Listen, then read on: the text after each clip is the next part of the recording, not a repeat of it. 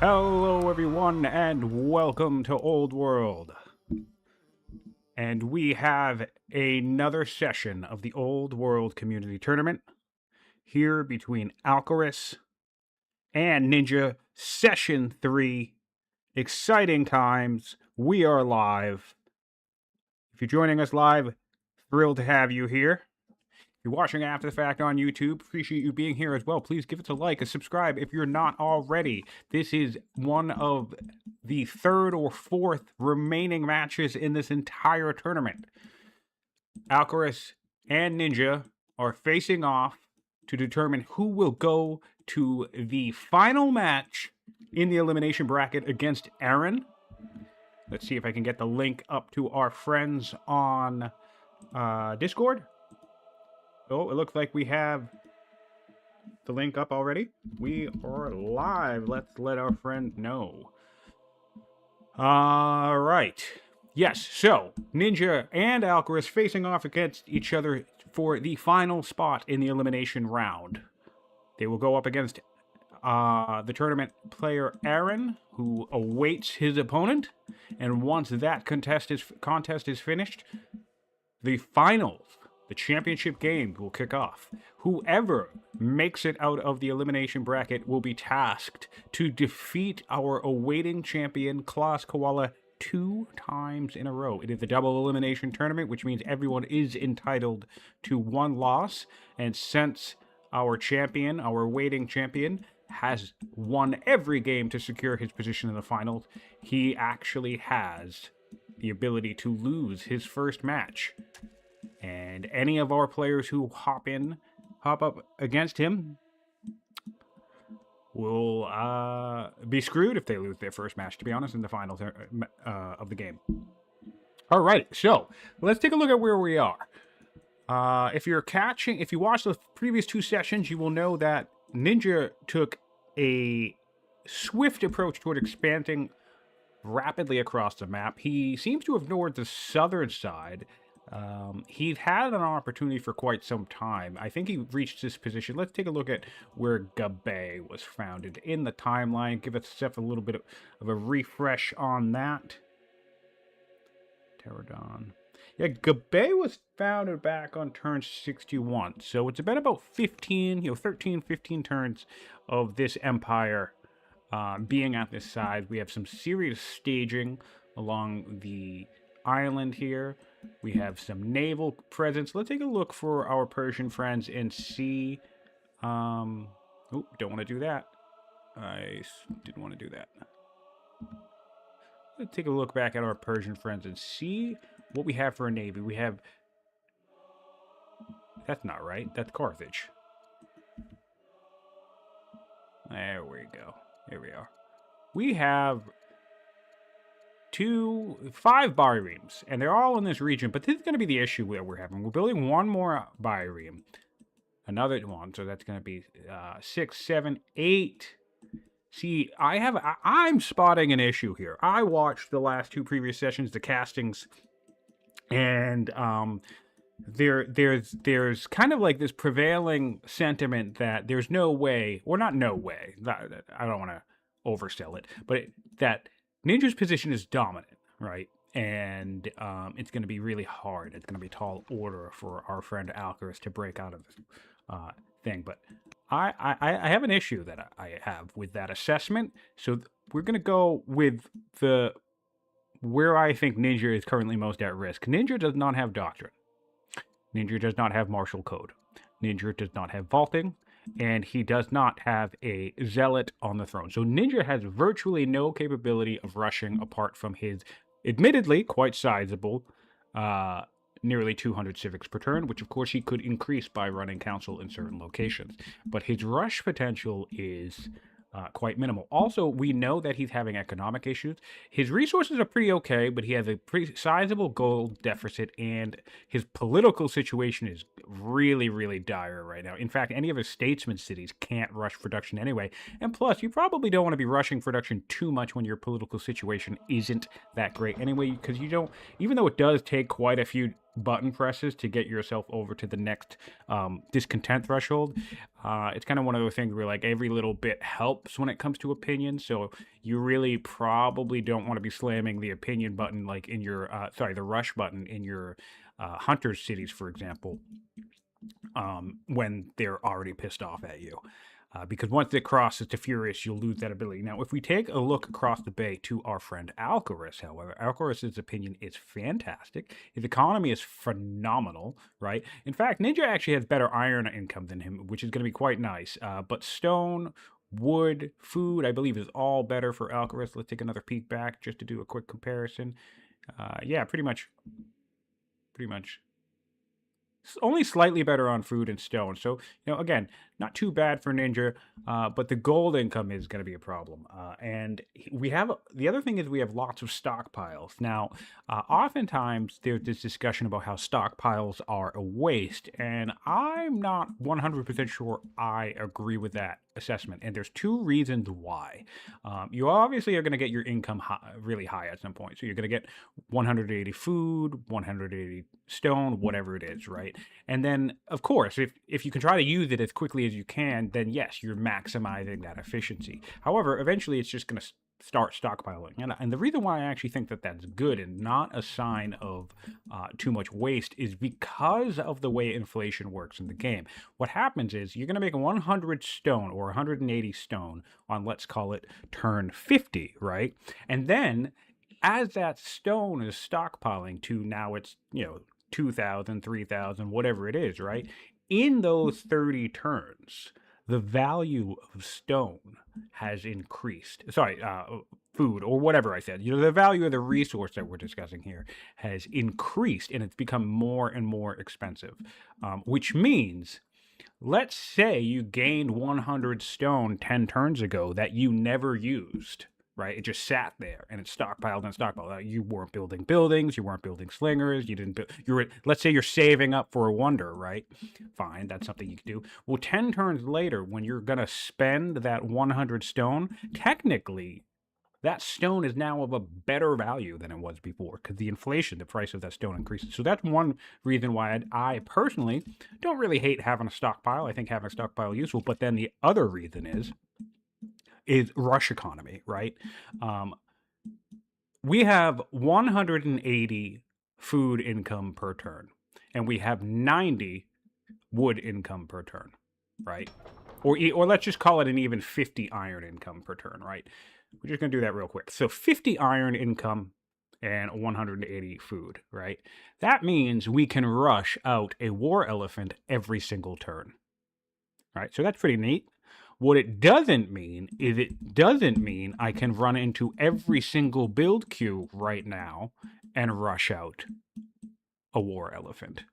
The only way I can do that is if I have a stockpile. So one thing that I think is actually quite valuable in this game, and I find it interesting to see players seemingly as if they have, there's like a prevailing sentiment that you don't want your stockpile sitting around. You always want to be using your resource, invest them now, get something now. Which on the one hand, I understand why people think that. But for me, what I think what it is, and when I look at the tech tree here, is not only does the inflation and therefore value of individual resources increase over time. So 100 stone that you have on turn 10 that you, let's say, never use until turn 50. Well, that 100 stone is now worth more 50 turns later. Now, what we're dealing with is the opportunity cost. It's like, could I have built myself a citadel on turn 10 or like whatever, and then got those orders? So in that context, yes, I understand spending the resources. But why I think having stockpiles is good is as we get towards this mid to late game threshold of the tech tree, you get doctrine, you get manor, you get martial code a little bit later. You start getting that rush economy online, right? The potential to rush in multiple ways. Do we have a zealot on the throne? We don't. The zealot on the throne. And that's where I want to see, a couple thousand stone or iron or food or whatever, because that's what allows me to just instantly crap out a bunch of units. So rather than spending all that time building horsemen or war elephants in the last 20 turns using that food, right? I can be building other stuff. I can be building specialists or projects. I know projects aren't all that possible. Pretty much all that popular, I mean. Pretty much anything I can to be increasing my economic efficiency. And then once the rush economy, for me, kicks in, this is just how I tend to play. And again, I'm not saying it's the best way to play.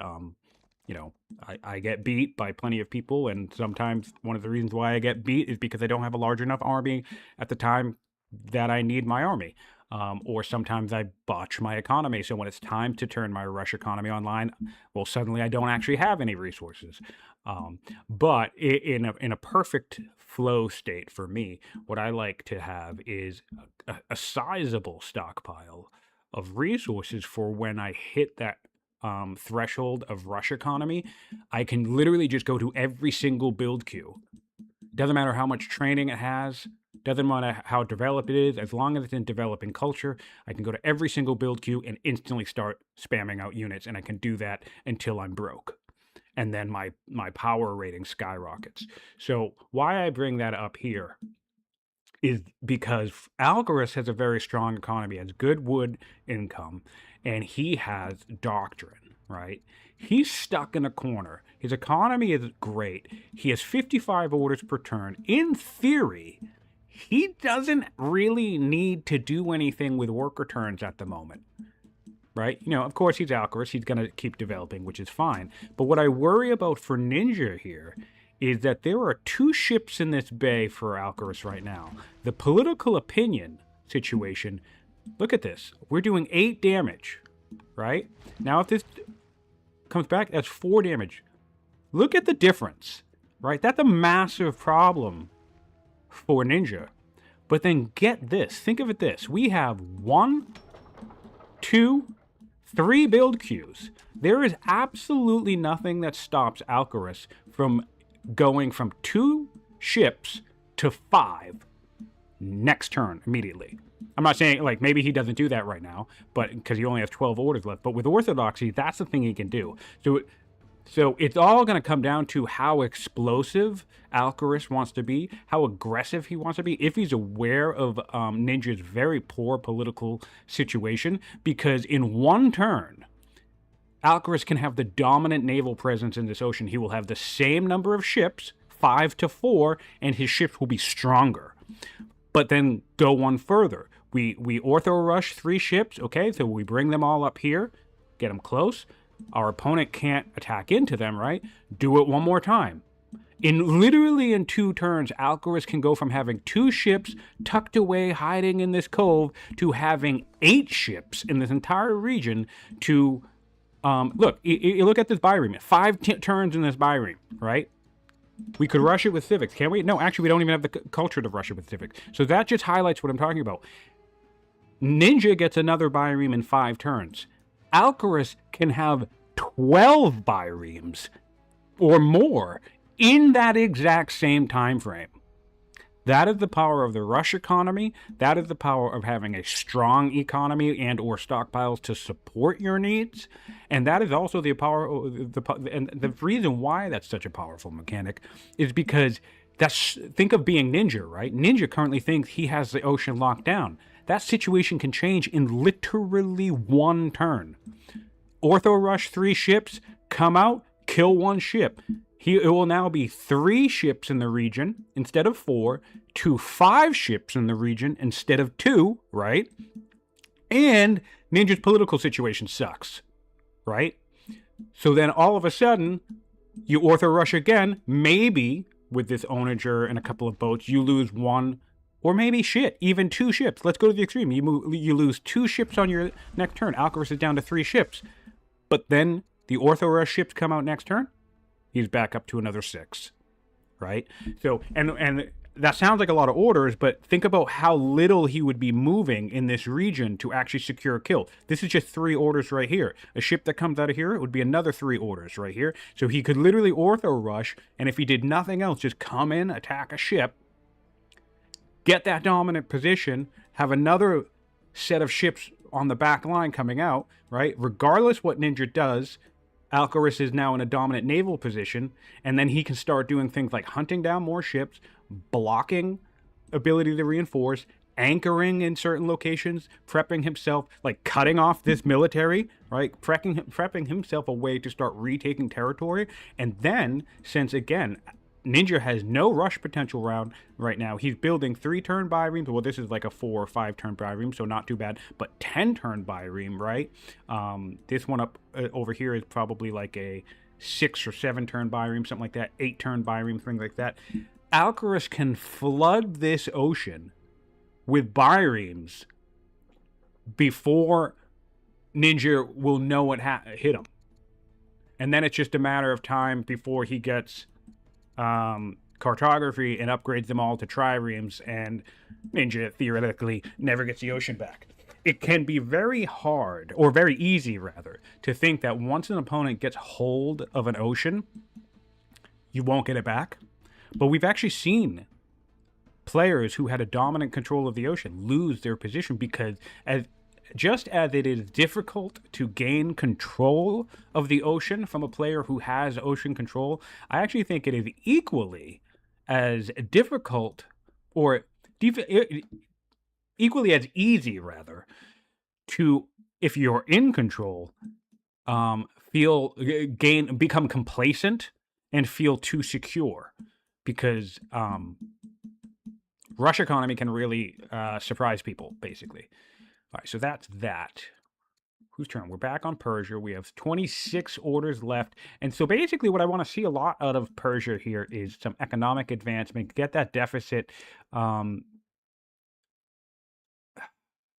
so one thing I think, it's interesting because Ninja really likes the ballista play, the hydraulics play, but what I think he does here is I think he focuses too much on actually building the mill, rather, because like we have another mill up here, rather than actually supplying them with good resources all the time. I mean, like, he's working on it, but it's a very large mill emphasis. And this may not be the worst idea, but I think he's neglecting some things by doing this. You know, because I don't know, maybe it actually would be better to do quarries right here first and then the mill later. I don't know. But then the other thing that I wanted to, that I was pointing this out in the chat last time when I was observing, one thing that I think, regardless how this match goes, even if Ninja wins, that for me is a bit of a misplay, is architecture on turn 69. What did we say we settled? Gabay was on turn 61. Yeah, 61. Okay, so what for me, let's look at everything that happened after turn 61. Monasticism, fine. Composite bow, okay. Ugh, steel, gross. Architecture, gross. Phalanx, gross. Citizenship, gross. All right, so this is what I'm thinking of the big misplay for Ninja, if you'll bear with me for a moment. The same turn we got monasticism was the same turn we settled that island city, which means we have fully expanded and have taken control of the majority of the map. In my opinion, this is what you want to do if you get yourself in this position, because clearly we're defensible, right? It's still gonna take Alcaras, even with all his rush ability, a couple of minutes. You know, and by that I mean like turns. It could be as much as 10 turns or more before he starts threatening us. So what I think I would have preferred to see Ninja do after monasticism, do whatever he could do to get to vaulting as quickly as possible. So monasticism, architecture if he could, cycle, vaulting next. We would have had vaulting probably, what is it, 75? Potentially 5 to 10 turns ago, give or take, plus or minus. Yeah, because like we did steel next, then phalanx, Jesus, then polis. Yeah, I think we could have had these two done quite early. And so the reason why I'm thinking that here is calligraphy. This is an insanely powerful law. I think it's a very underrated law, and I think it's a law that works perfectly for the current map position that you are in right now if you're Persia, right? Because Ninja only just needs to sit back and win this game. Ninja does not need to defeat Alcaras. He could settle more cities if he wants, and all he needs to do is defend himself, prevent Alcaras from breaking out. So what are the next steps there? How many cities do we actually have? We have 17 cities, okay? And nope, wrong nation. We're back at Carthage now. Gonna go hop over to Persia one more time just to finish this thought. We have 1, 2, 3, 4, 5, 6, 7 weak cities. 2, 4, 6, 8, 9 strong cities. Vaulting will supercharge that clock. And what I mean by that clock is the time frame it takes for all of these to level up to their next level. Like, this is 76. Just to give you an example, Hatra is 76 turns away from a culture level up. If you slap on calligraphy right now, that's going to drop to about 7 turns. Or less, right? Because it only takes 100 culture to level up. Ectobana is no progress. It only takes 100 culture to level up to developing. And vaulting, calligraphy rather, gives you 10 culture per turn. So this would be 10 turns away from another point, and also the ability to rush production here. So if you're Rexing, and you find yourself Rexing with most of the map, and a highly defensible position, don't break the bank for this, right? Don't neglect some other strong things. I definitely don't think necessarily there's like some super secret clutch vaulting rush strategy, but I think it's a reactionary thing. Ninja gets himself into a strong, dominant, safe position with most of the map locked down. I feel like with his goals where he's been grabbing, he grabbed composite, steel, phalanx. He's kind of basically filling out the tech tree, which again is not bad per se, but I think really hammering vaulting early would have been great. Also because getting that happiness boost would have helped his political situation quite a bit. So it's a off the beaten trail pick, but don't discount vaulting if you have an opportunity to grab it and it makes sense for your game. Cathedrals are expensive, but they're more orders. You can get a whopping 1.6 question mark, I think, order per cathedral, which is not bad. And it's a 20% culture boost in the city. You can only build them in strong cities, but it will help you get to legendary. So again, if you're being defensive, if you're trying to close it out on points, vaulting is probably the perfect tech for that, for a rapidly expanded turtled point game, or if you're wonder spamming. And actually, Ninja's kind of wonder spamming too. He's got a good amount of wonders. So yeah, I think vaulting would have complemented him quite a bit in this game. Back to Alcaras now. Doesn't look like he's rushing any navy, which I find disappointing. But I suppose he's in no rush. But on that, he is building some monasteries. He has 170 science. So the science is pretty even, which is nice. We did leave on that note. Their science is neck and neck. Only slight lead into the tree. Yeah. Cathedrals are cool. Yes, they are. Also, hello everyone in chat. Thank you for being with us. Aaron, Boldest, Mojo, Rincewind, Hazard, and that's everybody. And whomever else is with us. And of course, if you're watching after the fact on YouTube, hello to you, my friends, as well. Getting battle line now. Yeah, so basically, I think we're going to be watching out for is Ninja's development.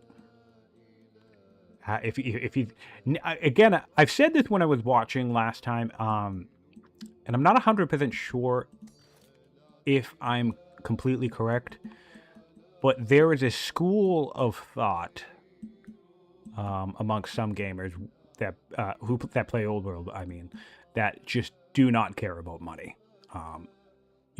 They will be at negative 900 gold, and instead of bothering to improve something like pearls or whatever, They'll be like, I'm just going to build another quarry.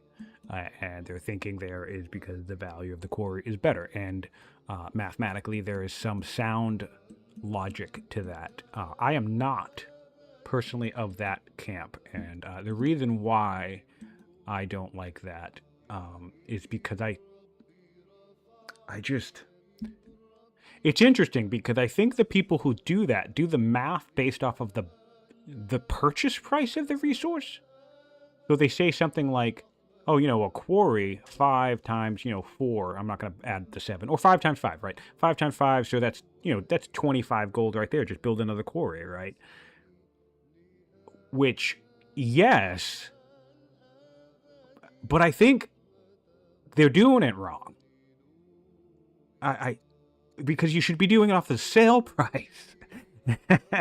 And the reason why you should do it, so like it's 5 times 2, it's a 10 gold value quarry, and I don't think anybody understands that. And the reason why you should be doing it off the sale price, or at least on one of these things, whatever it is you're doing, is because if you have a deficit of 922 gold, then you're selling resources at the start of every turn, which means at some point the income of at least one of these things, whichever one, whether the computer's doing it automatically or you yourself are selling the best possible price. And even here, the best possible price we have is 3.5, right? So you can't quite really look at it and say, oh, 5 wood times 7 is, 35 or whatever. So that's a 35 value thing. No, it's times 3.5. It's half that because you have to sell the damn shit. And that's the other thing. Like any events that require gold, like look at this.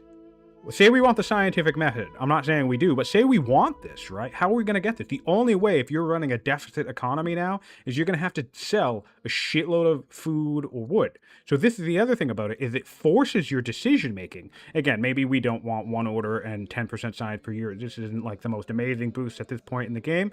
It's quite expensive, sure. But just saying, it dictates your ability to make decisions. And again, it's just wild because when I've heard people talk about, just build another quarry, build another mine, it always seems like they're doing their math on the purchase price. Because, yeah, of course, if I can bring myself another 10 iron, then, yeah, that's a good value. That's 6.7. Great. Except if I'm always selling my iron, and then that math is literally cut in half. So think about that. Again, I definitely don't think there's anything wrong with running deficits. There's a sound logic to it to a degree. I just think some players have like a religious, zealous outlook of you literally never need gold. Like I really do think Ninja is one of those players, because I would not be surprised if like these pearls and shit never get improved throughout the entire game. And it's that level of extremeness that I kind of would say is a mistake. Of course, he does do things like make sure his mills end up around gold mines. I think this is a very profitable gold mine. Let's take a peek in there. We have 200. This is the other thing. Do not forget. Mills next to resources. It's very easy to think that you want to perfectly tessellate your mills. So, you want to find yourself in a situation where it's like, you do a mill here, a perfect thing, and then like a mill over here. But no, I mean, if you get iron or silver or anything else that a mill can enhance, marble quarries, for example, just stack as many mills around that one resource as you can, because it really, really, really enhances the value much further. I would, especially if this were iron, man. If this were iron, I would buy tiles from this city and I'd put these mills next to the iron. In fact, I'd probably do that even just for the silver, if I'm being totally honest. That would add another like 100 or so gold to everything. And yes, of course, we do need pearls for statesman opinion, which would help. We're so far expanded. We have 6 cities. We have 6 cities. We have 5 cities that we're at a point where sending luxuries to families would help quite a bit. It does look like we sent luxuries to our riders family, which is nice. All right, so let's take a look at Carthage. I've been talking about Ninja's state of the game for quite a while now. It looks like we're ownage or spamming. We do have land consolidation. I'm pretty sure Ninja doesn't even have land consolidation. Oh, no, that came recently. It came on around turn 74, so we have it now. Have the delay on that. We already have scholarship. We just got scholarship. So let's see. We do not have a builder. We haven't started our libraries yet. It looks like we are dumping a lot of stone into onagers for the time being, taking a little break on wonder grabs. We will be hitting legendary first, so let's take a peek at the legendary. We have the Colosseum. That will be quite nice to grab. The Pantheon is pretty decent if the game's going to go long enough. Actually, I think the Virecta suit could be nice as well. Just because I think that's a really nice way, an interesting way to use this wonder. You get every single Lux on the map, or maybe even in the game, I don't remember. But you get a shitload of luxuries, right? One fun way to use this is to take every single luxury and put it in like your slowest Lux gaining city, and use that to supercharge a single city on the way up to strong or even legendary. Or like, we just got legendary here. Let's say for some reason we want a second legendary city. You could put every single luxury in Nora, right? And that's going to be something like an extra 20 culture per turn or something like that. And then the cool thing about that is that you can just keep doing that. If you want all of your cities to hit strongholds and you don't want to worry about building another Odeon or anything like that, you could literally just do 20 luxuries in Utica. Once it hits strong, take them all out, put 20 luxuries in Kirkwan. Once they're out, you just keep doing the same thing over and over and over again. So that's not too bad. Plus, there's an ambition. There's a level 9 ambition that requires you to send 20 luxuries. So technically, the Virecta suit can be worth another 10 legitimacy if you get it in the right time frame. Again, not that it's the most amazing wonder. Of course, things like the Heliopolis or the Colosseum are better, but just talking about unique ways you can leverage the strength of that one. It's not easy. And then, of course, a family opinion as well. In fact, actually, Ninja getting a hold of this would be really lovely. How close is he to legendary? Not close, I don't believe. Yeah, he's not close at all. But if Ninja got his hands on the Virex, that would be a huge boon for him, because he could fill out his family opinion luxes, and then he could just send even more luxuries directly to the family itself to try and increase that opinion, which ultimately translates to things like combat modifiers. So it's a very, very... it's a very versatile wonder, even though it's, I suppose, as far as legendaries go, relatively mediocre. Other options are Circus Maximus. I think that could be fun for the elephants. Elephants are slow. That's one of their main weak points. They do not have the typical plus extra movement as other mounted units. So Swift on elephants would be pretty solid. Again, not game-breaking, but not too bad. And the Pantheon I actually think is quite nice. Again, probably not the flashiest in a PvP environment, but 2 civics per culture level is just pretty awesome. Alcaras, we have somebody saying that Alcaras is reassigning luxuries, wants to know if I can spot where. Carthago. Looks like he sent a bunch to Carthago. Yep, he just sent a bunch to Carthago. In fact, yeah, he just sent 5 to Carthago. He really wants to get his timing. I feel like this was probably a little bit unnecessary, although maybe he was also worried about discontent levels increasing. But he's not aware of the timing of culture of his opponent. He's not at all aware of the fact that he is very comfortably in the lead of that race. But of course, it's turn 77, so this is the time frame. For those of you who play, looking to get into multiplayer, or looking to hop into the next tournament, if you're not that experienced, turn 75, turn 80 is the portion of the game where you really need to start worrying about a lot of different things. Things such as your opponent's going to have their 8 strength unit. On turn 80, honestly, they're going to have probably another 8 strength unit like Bodkin Arrow or, Pikes. Maybe even all the way up to Barding if they Really zooming through the tech tree. I think I fought somebody recently. They had cataphracts on like turn 90. So so it depends on the skill of your opponent, of course, right? But that's the things that you want to keep an eye out. Having a legendary city, it's entirely possible to have a legendary city within 60 to 70 turns. So this is the benchmark. If you are not legendary by the turn 80, this is the time where you're thinking, oh man, neither is my opponent, because you can't check, right? You can see the scores right here will let you know. But Alcaras is probably checking this and saying, okay, cool. Ninja's not legendary yet.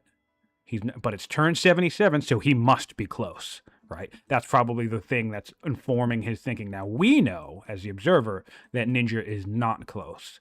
But that press right there is likely because Alcaraz knows it's late in the game. It's turn 77. It's entirely possible for any good player, and Ninja is a good player, to have a legendary city within the next 5 to 10 turns. So he's doing what he can to ensure that he is the first person there. So that's probably the thinking behind that.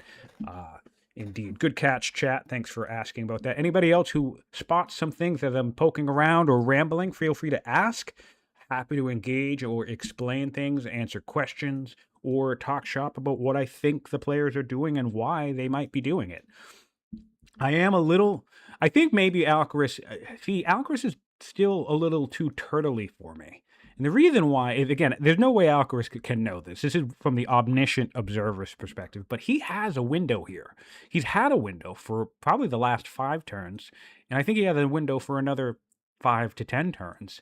I think Alcaraz could get himself into a position where he could explode out of this region in such a way that Ninja just kind of like does a double take and says, holy shit. Because, we have our elephants. There's lots of ballistas in the region. Why can't I do that? Oh, that's a boat. Yeah, we have our elephants. Look what our elephants will do to these ballistas, right? Pretty brutal. Even pretty brutal against spears, although the spears will probably do some nice damage back. Yeah, right? So step 1, all we really need to do is secure the sea. Step 2, if we can do it in the same turn, if we can dislodge this anchor and blockade this, right? So we rush out 1 set of ships, we're at 5. We rush out another set of ships, we're at 8. And then all we need to do is flood. We don't even need to worry about killing stuff. Maybe we kill this ship or whatever. Maybe we come back, kill this ship, or fire ship it or something. Do we have fire ship yet? We don't, but I'm sure we'll find one if we rush out 6 ships, right? But the point is what I'm thinking here is if we can push this ship out of the way and then block this, what happens? There's a bunch of units here and not enough of them to block tiles, which means on the next turn, our anchors drop, and our whole army comes in and cuts down, call it, I don't know, a third? No, probably more like a fourth or like a fifth of Ninja's army, while blocking off the rest of it as well. You can, in theory, just through tactical positioning, Alcaraz could put himself in an explosive position where he can delete all of this stuff. Not in one turn, mind you, but from the tactical sense in that it will not be able to retreat or be reinforced. And that's the type of stuff that I want to see from Alcaraz right now. I'm surprised we're not seeing a spammed ship here. But then again, that's the type of, Alcaraz is a steady player. He's inclined to want to continue to build up, and it keeps working out for him, because the worst thing to happen is to try to make a big play like that and then get it wrong, right? That's the type of stuff that happens to me all the time. Sound strategy, poor execution, right? That's a great question. Let's take a look at that. Question is, how much resources are being sold to cover Ninja's debts each turn? I'll have to check next turn once we pop over. Because the notification does not seem to be showing at this point. But when it pops over automatically, excuse me, I will make sure to check. Do I have sound on? Yes, great. Okay. All right, so let's take a look here at actual military counts. We have, in Carthage, we have 20 infantry and ranged units, 6 mounted, 7 siege. So that's, what, 34? 33, something like that.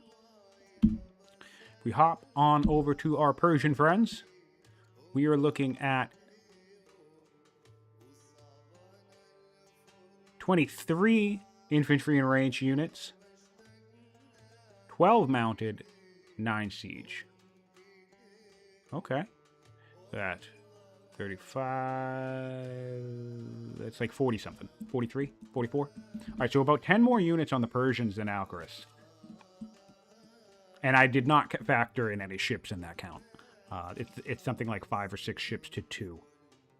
We have a new anchor that happened last turn, which I find very surprising.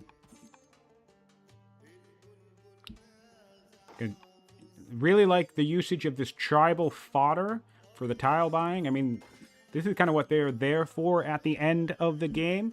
At this stage, you know, early on, you can use them to pressure quite nicely, harass your opponent, or even invade, to be honest, but definitely secure camps or defend yourself. Later in the game, as technology advances, they become quite easy to deal with. However,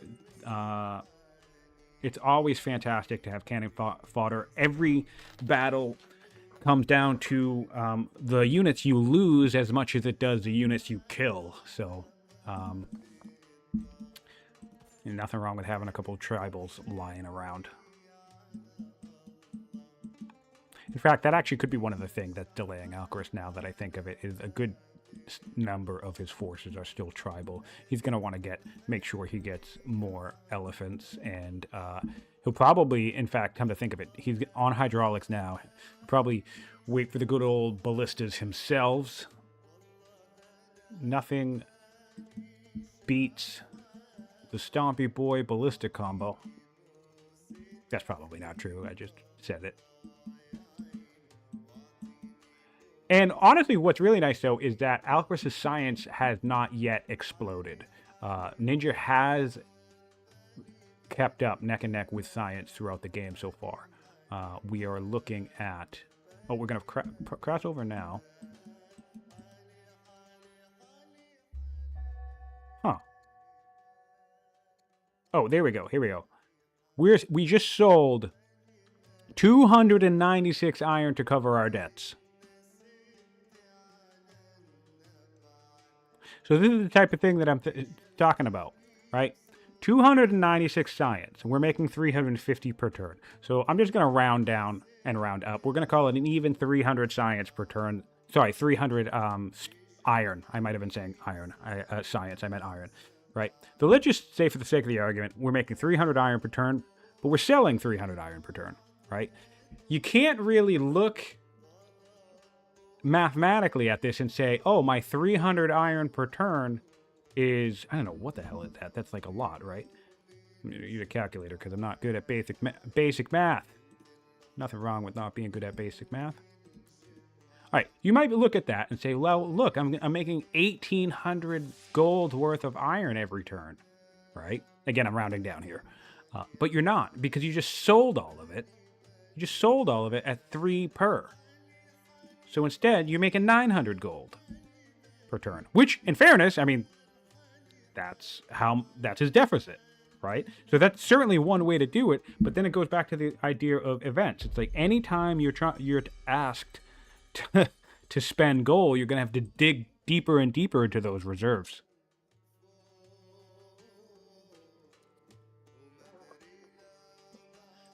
We have cartography, we have coinage, we have infantry square. Infantry square certainly would keep him safe.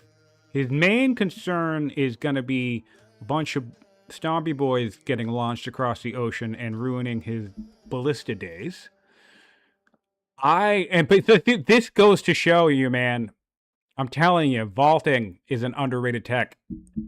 He should be grabbing vaulting. He should have grabbed vaulting 15 turns ago. Think of this. Every single one of his weak cities would be developed right now already. If he grabbed vaulting at his earliest possibility, he would have an extra strong city, 2 extra strong cities, possibly 3 extra strong cities. Yeah. Oh man. And then what I would do in the meantime, personally, if it were me, is I would take a little cadre. I would get myself like some of these paladins or whatever, just a handful, and just kill, settle, kill, settle, kill, settle, kill, settle, kill, settle. Because this is 1, 2, 3, 4, 5, right? With vaulting, as soon as they're settled, it's 10 turns to a second point. So this is 10 points sitting here. That would put him right now. If he was clearing that and had vaulting, he would have close to 50 points right now. In fact, he'd have another 1, 2, 3, 4, 5, 6. Yeah, he'd have, if he got vaulting, like, oh man, if he got vaulting like 15 turns ago and made an effort to clear and settle these, which would probably, in fairness, would probably be finishing up right around now. So let's not pretend that it would have happened rapidly. It probably would have taken to about now to clear and settle all of these. But still, he would be at something like 55 points. The question is, how can he deal with devastating unhappiness? Well, win the game, for one. That's why I like vaulting here. Grab vaulting, build a couple more wonders, and you basically win the game while you're asleep. Or Solver says he can go kill the opponent. But it's harder to kill the opponent now because he has really, really bad issues with opinion. Which, again, not to belabor the point, is why I like vaulting, because your entire empire can be burning to the ground. It doesn't matter. If your opponent can't kill you and take your points off of you, who cares? You win. You're the greatest nation in the game. Doesn't matter. So it's like, grab vault. So it's not a popular strategy. And again, it's not something that I'm saying. It's not like the guilds play, right? Not like, oh, beeline jurisprudence and you'll win the game. It's not like a hydraulics push where it's like, oh, get hydraulics, you have siege, and you have a great economy. That's not what I'm saying. But vaulting is like a reactionary play.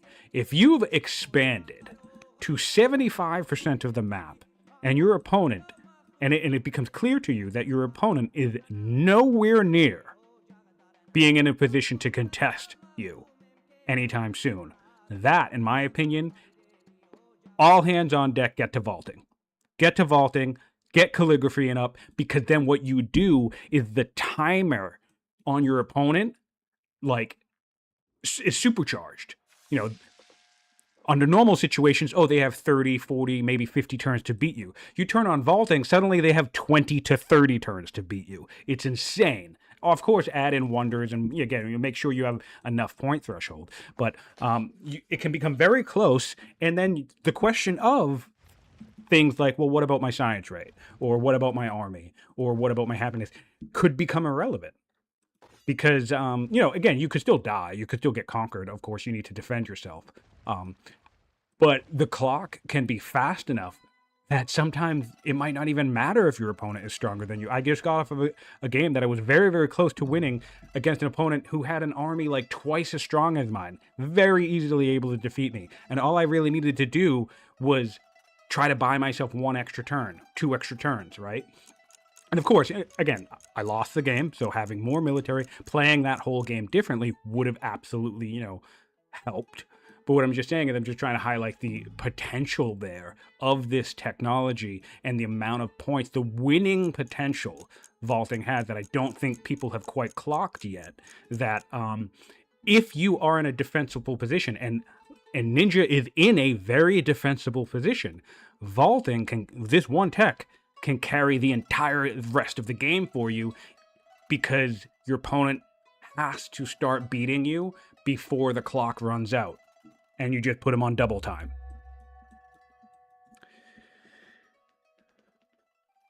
Luxuries, baths, festivals, religious. Okay, so yeah, so let's take one last peek back over to Persia. So the question was, to deal with this seriously, how can Persia deal with this?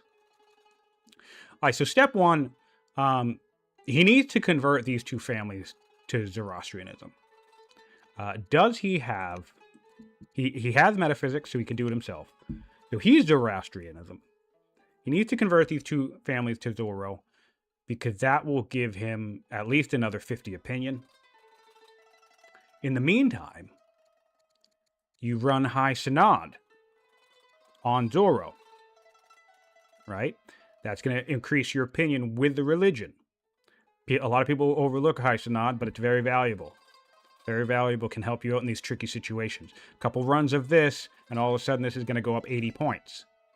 So look at Arsacids right now, another 80 points, and we're close to in the evening. Sorry, even, right? Adopting another theology. We have plenty of civics. Theologies increase the opinion. It also depends on which one you adopt. With families, I forget. Wait, hold on. What am I looking for? I'm looking for, what do we have? We on offer. We could do the Gnosticism.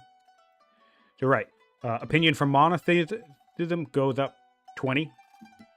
Right, dualism. Opinion from tolerance goes up 20. So we'd probably want Gnosticism or revelation. Opinion from orthodoxy, right? So you have to look at these tiny little trickles that come in off of doing this stuff. Plus, the very aspect of founding a theology for a family increases the opinion temporarily by something like 20 over 40 turns or some shit like that. So a new theology would help boost it probably by another 40 points, give or take. Converting people would help. High Synod would help. Unlocking more council positions would help. Spoked Wheel Chancellor. Use the gold we don't have to run family gifts. Also, then we look at our characters, right? If you're in a really desperate spot, you wouldn't want to do this because our current heir is this guy in the hunter's seat. But if you're in a really desperate spot, you can always look at who you can make a chosen heir, because sometimes you might look at a family situation like this, and maybe this guy up here, he's currently our heir, but I'm just making an example. Maybe this guy who you want your best opinion with, maybe all of a sudden you realize, oh shit, I can make him my heir. And that's an easy 100 opinion. Very, very easy 100 opinion for a family. It might cause you other issues down the line, but it's kind of like a little bit of a nuclear option. So basically, the solution isn't happiness. Luxuries directly to the families will help, but at this stage in the game, the solution isn't happiness. Let me think. So, like for example, we have 7 discontent in the capital. You ignore this. That's how you handle it. You ignore this. This doesn't matter. It's irrelevant. Doesn't matter. It's turned 80. The game's going to end in 40 turns. Trying to get this down to 0. I mean, at most, you'll get it down to like 6, 5, maybe 4 if you're doing something extreme, right? So if you get cities that have 6 or 7 discontent, doesn't matter. His whole core right now is sitting at 6. They're going to be a 6 or 7 the whole game. And the reason why is because it actually slows down. Not only it slows down naturally because the discontent rate, other things are hopping in and helping, like the theater, the bath, the pleased religion or whatever, or the state religion. That cuts it down. But also, a freshly built city over here, right? It's 120 to level up. This capital all the way back here is 170 to level up. So it actually slows down on its own passively. So you worry less about the actual numbers and you worry about the opinion machine. How can I get more and more and more and more opinion in my cities? And that kind of counteracts this. Like, I'll give you a great example. Right now in this family, this statesman family, we have negative 420 family opinion from discontent. I just ended a game where I had negative 420 opinion from envy with a family. So same number, but yet my family's opinion was plus 300. So it's the opinion game, how you deal with happiness issues and, all of the shit that comes with it. Think of the discontent stuff as almost an inevitability. Your goal there isn't to reduce it to zero. Your goal is to slow it down. So still, yes, baths, theaters, luxury, things like that. Those things will help, but your goal is not zeroing it out. Your goal is just what I like to call freezing it. You want to kind of hold it in place, slow it down. So even in this capital, right? That's probably a bad example because that's going to level up soon. Right here, right? So we have 5 discontent in 32 turns. This is why I say you ignore it, because in 32 turns, this game, hopefully anyway, is going to be over. So this discontent, even at this level, is already effectively frozen. You don't need to worry about it. What you do need to worry about, this city is going to level up in 11 turns. So this is the city that I would take a luxury and toss into. See if I could bump that up to 20 turns. That's how I think of it. I go to, and another way to go to it is over here. This, you can sort by discontent level. You can actually sort by the highest discontent level. So I know that this one's going to tick over in 4 turns, 2 turns, 11 turns, things like that. And so if I have spare luxuries, for example, this is what I do as I target. And I actually don't bother with cities down here. Because even though this city's going to level up in 10 turns, right? When it does, to get from the next level is probably going to be like another 40 turns or some shit. So I actually don't care about these ones. I actually start from the lower cities and try and see if I can stop these from leveling up quickly by things like luxuries and other stuff. So that's how I tackle the happiness itself. But there is ultimately a level where at the end of the day, you just have to ignore it because it's kind of the inevitability of ruling an empire, right? People are unhappy. You can be the greatest nation in the world and still have a miserable population. All right, let's see what's going on here. We have power struggles. We have a succession. We have a zealot on the throne. That's good. So that's good for our Persians. We want to have this guy convert to Zoroastrianism as quickly as we can, and again, convert our family. This zealot is going to give us another 60 family opinion with our religion. And what do we got? We could get ruthless. Oh, bummer. The ruthless option is not that great in the base game. They're not playing with Behind the Throne. If they were playing with Behind the Throne, you'd get a resource dump. You get like 200 or 300 of every single resource, but you have to take unpopular. But that's fine. We have the civics to clear that. I actually love taking that. But in the base game, it's just a couple legitimacy and some angry people. So that's a fun improvement. I think Behind the Throne gets a lot of flack for being chaotic and, you know, the less fun DLC, to be honest. But there are a lot of things in it that are actually quite nice, too. And improvements on previously existing events or whatever. So we went for cartography, by the way. No infantry swear, no coinage. So this will help us hang on to the ocean, but man, I don't know. Even really pissed off triremes aren't going to hold their own that well against biremes. What's our rebel chance, by the way? 5%, 10%. We did do veneration, which is just a solid grab. I think this might have been an event if I remember correctly. But that's a really solid grab, and I would like to see us... We're not in freedom yet, but man, what a salve that would be for our opinion situation right now. We would have minus 10% rebels everywhere.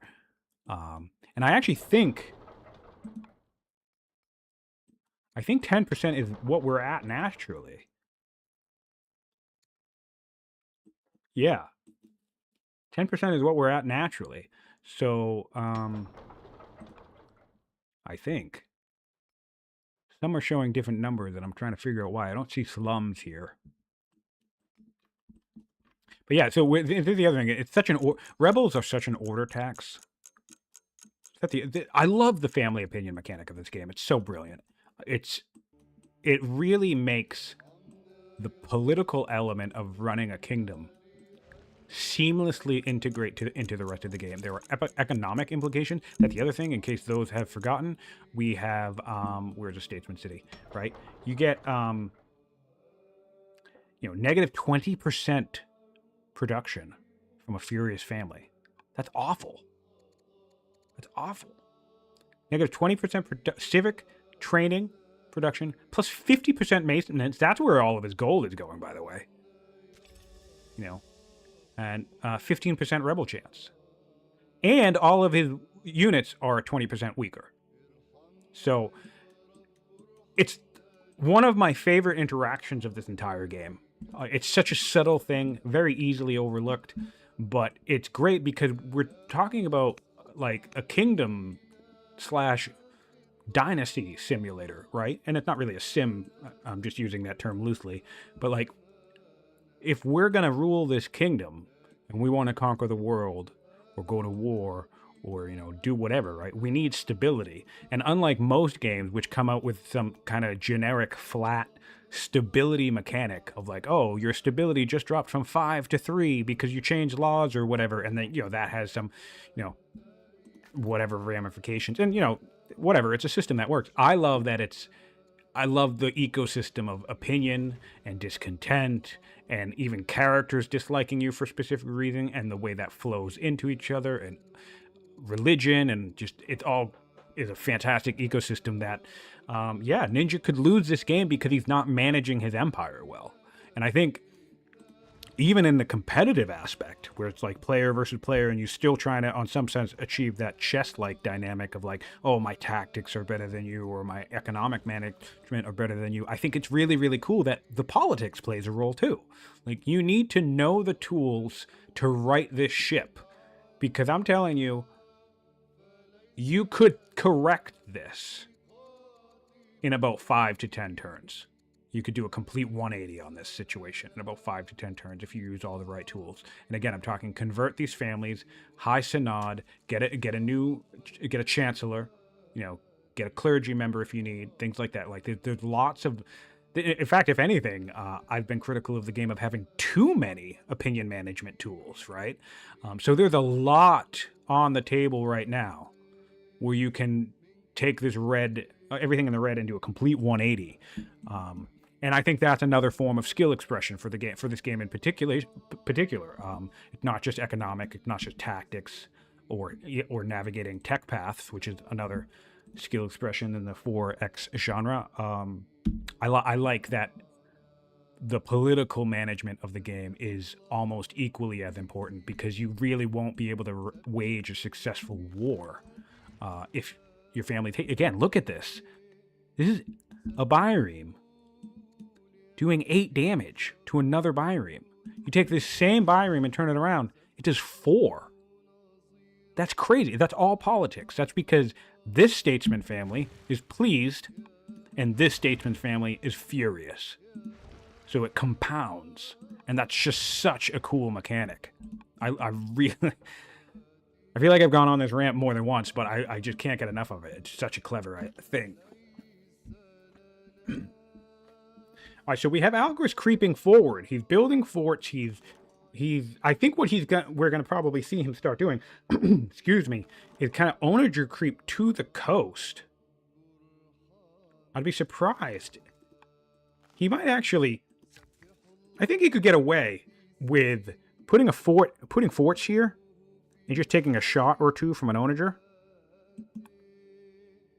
Well, it looks like Ninja is joining the party, putting a fort here. Not yet in his borders, though. So this is a sentinel. I wonder if this is an oversight. I wonder if he doesn't notice this. This is a sentinel onager that's not getting its sentinel bonus. That's a bit of a sad panda there. 3 turns in architecture to Alcaras. Is he building his libraries yet? He just finished 1 library, so we're at 182 science in Carthago. 2 turns away from legendary. And wow, man, yeah, Ninja still holding the science lead. Kudos to him.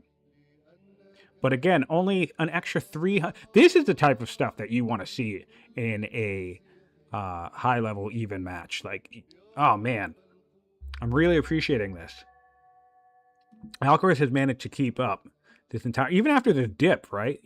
This is where like that 300 ish came from because there was a little bit of dip, but then Alcaraz has just been chugging along, even with half the map, right? I think he's really flexing some tall play here.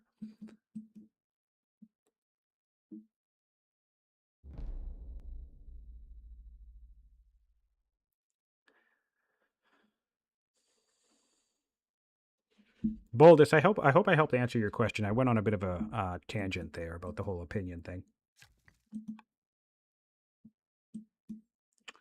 All right, let's do another one. We sold another 296 metal to cover our debts.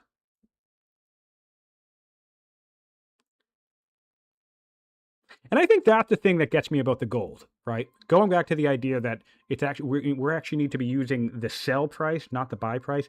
If we had, even if we just had 0 gold per turn, right? We don't even need to make a lot of income. Even if we just had 0 gold per turn, well, then we're getting the max value from these resources. But it's the fact that we're forced to sell 300 iron per turn. Well, then the actual value of our iron isn't the buy price, it's the sell price. And then on top of that, it's lowering the sell price each turn. So the value is dropping, which is just bad in general. But then it's actually helping out Alcaraz because Alcaraz has an insane economy.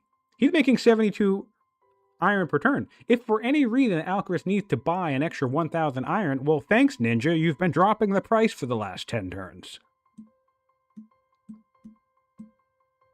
Think of this. It's turn 80. These are pretty low prices. We have 4.5 stone, 5.2 iron, 4.2 food. The highest price at this stage in the game is 7.1 wood, of which Alcaraz is making 182 per turn, so he's fine there. But as far as turn 80 goes, these are some pretty low prices. I've been in turn 80, and I've seen prices nearly 20 gold per turn in some games. Whether it be stone or food or whatever else. So that's the thing. I think that's the issue when you are one of these deficit style players. And again, I'm not 100% sure, but I think Ninja is of the camp where he thinks gold just like doesn't matter, right? There's a few players out there where that's like their whole thesis, basically. It's like, don't build a gold mine, just build another quarry. And again, in full fairness, to some extent, that is 100% true. There is a level of truth to that. However, I think leaning so heavily into that philosophy is a bit of a mistake because I think the effects cascade. I think this what we're contributing here is a global turn down of all these prices. So if we look across the map and our opponent has 1,000 gold per turn, which they do, well then damn, man, we're just helping them out. We're lowering the prices for our opponent. Or even if we're not lowering them specifically, we're keeping them low, which might as well be the same thing. How many workers do we have? Let's take a look at that. I'm curious about that. We have workers produced. 15 for the Persians, 26 for Alcaraz. All right, that is an issue.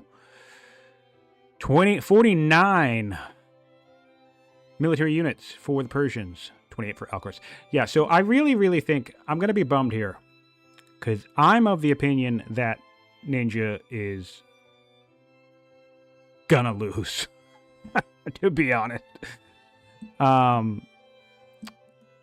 And I think if that happens, it's gonna be because of a vaulting oversight, which is such a shocking thing to say. I know. How many times do you think that a game is going to come down to vaulting? But I think this is one of those games where Ninja should have just grabbed this as quickly as possible because it's still going to take Alcaraz a while to get out of his position. But I think if this economic and opinion situation, basically in the time that Alcaraz is trying to catch up and put himself in a position to aggress, right? Ninja isn't working from a strong position. It looks like he's working from a strong position, because of the map, because of the number of build queues. But his empire is in a really, really rough state, right? So he's kind of digging himself out of a hole during the time frame that Alcaras is becoming more powerful. Where what you want is, if you have an advantage like this, you want to you want to get an advantage, and then you just want to become more powerful. Yes, Brown Syndrome joining in here. Yes, it's the culture per turn. I went over this earlier. I won't do it again, but basically, calligraphy is an extra 10 culture per turn, which means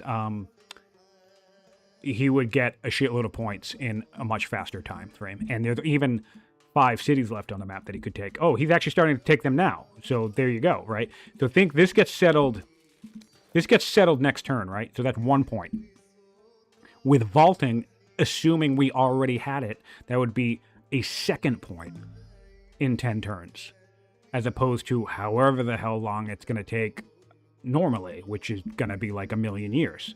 The best example is Ectobana over here. Ectobana takes 48 turns to level up. If we did vaulting, it would take like 9 or 8. And that's a huge difference, right? And it's a huge difference just for a law. We're not building Odeons. We're not sending luxuries. We just adopt a law, and all of a sudden, any city is suddenly, goes from 30 turns to leveling up down to 10, and it's a crazy, crazy law. Not always. It's hard. It can be hard to leverage. Not necessarily a beeline law. Although one game I did actually beeline it in a duel, and I won. But I cheated because I played Greece, and I saged into architecture, and I got the cheeky idea to just go straight to vaulting afterwards, and it turned out it actually worked out okay. So that was fun. I wouldn't necessarily recommend that as a standard practice, especially against really strong opponents. Very easily punishable, but certainly a technology that you want to pay attention to and see if it plays a role in your game. Don't neglect it. And of course, architecture before it is quite strong as well. Engineering is a good law. Philosophy is a good law. Baths are great. So if you find yourself in this area, give yourself a consideration for vaulting. And of course, for the Persians, let's not forget. Can I do the math on this? 17 cities. Now, let me do this differently.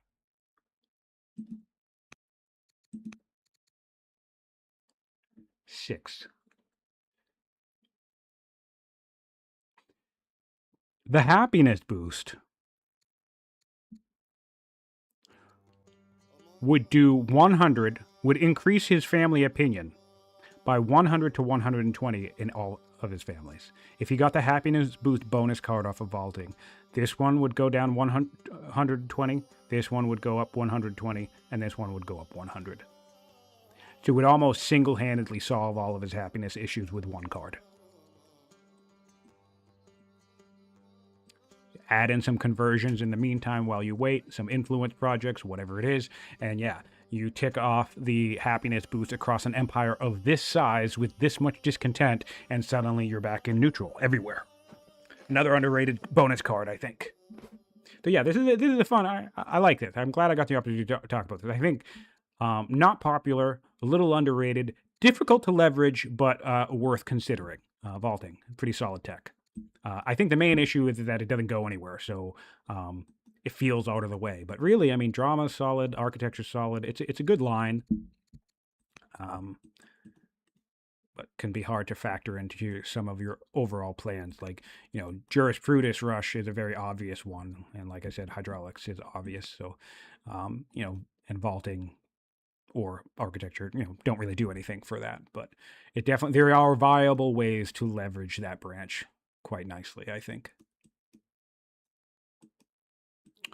So where we're at Alcaras right now. All right, going for some more spears. We're forwarding up towards our opponent. Building a wall here, and I hate it. But, you know, can't win them all. More turreted elephants. Persia's still stronger than us, and that's going to be deceptive, because I think as long as they have ships in the water, Persia will remain stronger than us. I did just do a count recently where Persia does, not including ships, did have about 10 or 12 more units than Carthage, so of course that's enough for them to be stronger, I think. However, as long as they control the sea, that calculation is going to be a bit deceptive.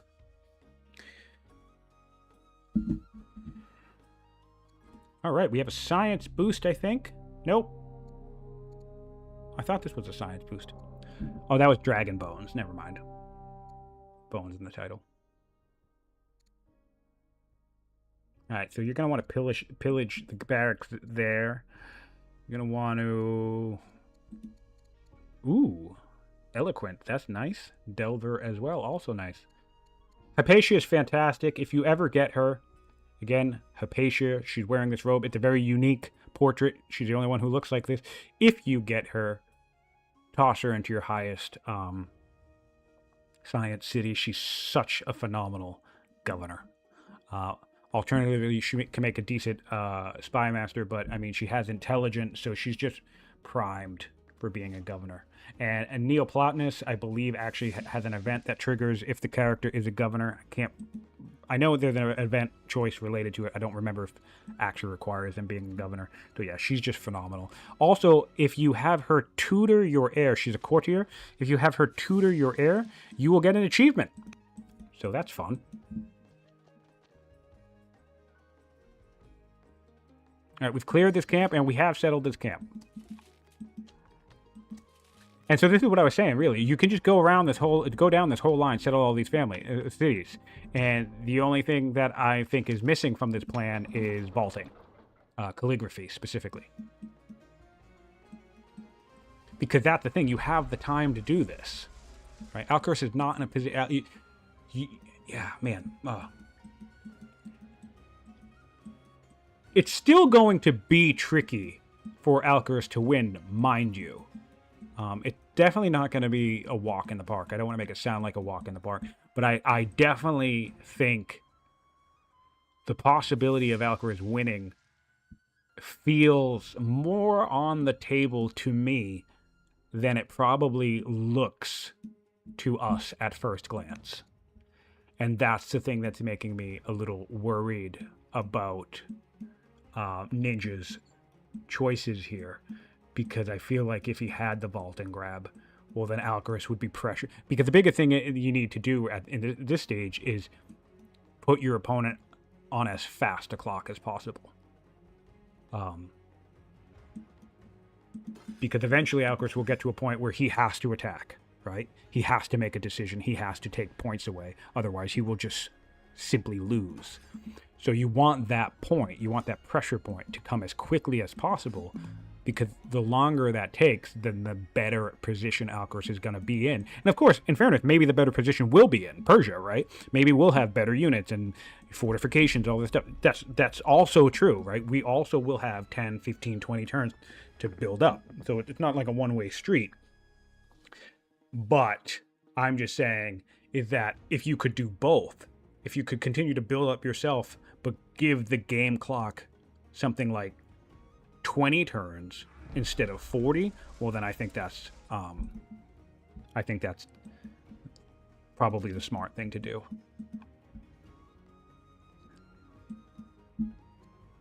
Interesting how it seems as if our friend Ninja makes his tech decisions at the very end of his turn.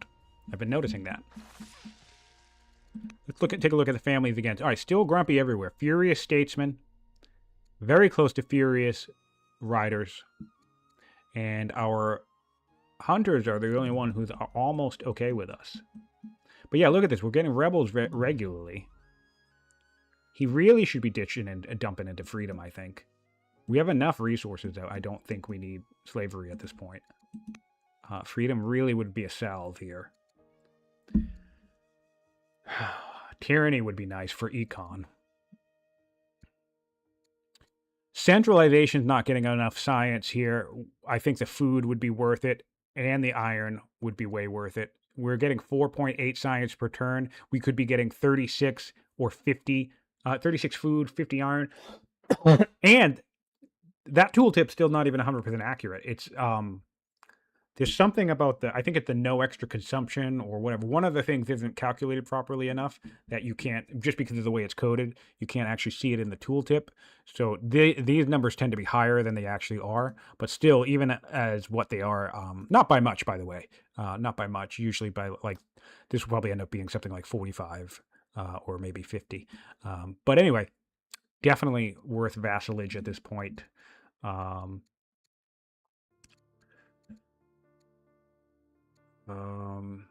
Yeah, 25 science, on the other hand, would be quite a sizable amount to give up. Not 100% sure that's worth the 450 gold, but it could be. We are also building lots of military in our build queues, so tyranny would help with that. It's basically a free barracks in every city, which is just fantastic. So, however, we are against Alcaras. We're probably thinking that he's a crazy science person because Alcaras is a crazy science person. I think I think in his last game he achieved possibly the highest record science rate of any game in the tournament thus far, or certainly the top 3 because we've had some pretty crazy numbers in some of these games. Wholly unnecessary, by the way. Like 600 science is fun, but you really do not need 600 science per turn to win a game of Old World. But it's certainly nice to have, that's for sure. This is the new city down here, yes.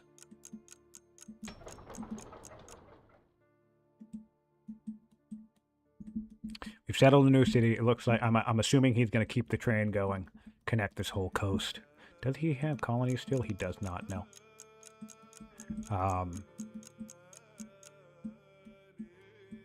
Yeah, man, Alcaraz really could surprise this guy. I really, really hope at some point we just see... Because then what you could do, actually, you could ortho rush a bunch of boats, swap them, don't let them come out of the queue, ortho rush again, because you can hold at least 2 items in the queue, I think, before, after rushing them, before any decay brings them down enough. So you could literally just do that on one turn. Just rush twice, rush twice, rush twice. Then you don't need to worry about spending the orders on the next turn rushing, and you'll literally just get 3 boats on the next turn, and then another 3 boats the turn after. And I think Ninjaa would just go, oh, wait, no, what happened? Look forward to Alcaraz rewatching this, because when you do, buddy, if win or lose, I definitely think that's something that should be on your plate. We'll find out if it happens. There's still time left. Let's take a quick look at that solver. Why are we doing this? We have scholarship, exotic for ballistics. Yeah, my guess would be a cycle. Possibly the land consolidation, possibly the coinage. He could be thinking, oh yeah, he's got Latin Sail queued up. All right, interesting. So again, he's doing this backwards, basically. I think I love this idea, but I think he's doing it backward. So the idea, if I were to guess, is you put Dromans in the water, and there's not a goddamn thing that your opponent's going to be able to do to attack your territory. They just won't be able to break into you. Fine. Sound logic. But we've skipped a step. The first part of this step, I'm not going to go do the whole rant again, but the first part of the whole step is vaulting into calligraphy. Do that first, then go up here, and then secure your defense. Or you know what? Maybe you don't. Maybe by getting his defense, because maybe if he sped up the clock too much, that would spook Alcaraz into attacking sooner, and maybe if he attacks sooner, that would be bad for Ninjaa. Because Ninjaa also has... Did he build these yet, by the way? I think he built these already.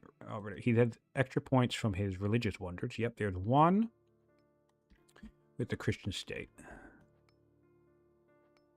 Christian state needs one. He's got 2 points that can come from this city as well. Also, land consolidation would be really nice for him. He does have some very, very great grove hubs. So yeah, probably a cycle, maybe an overflow thing too.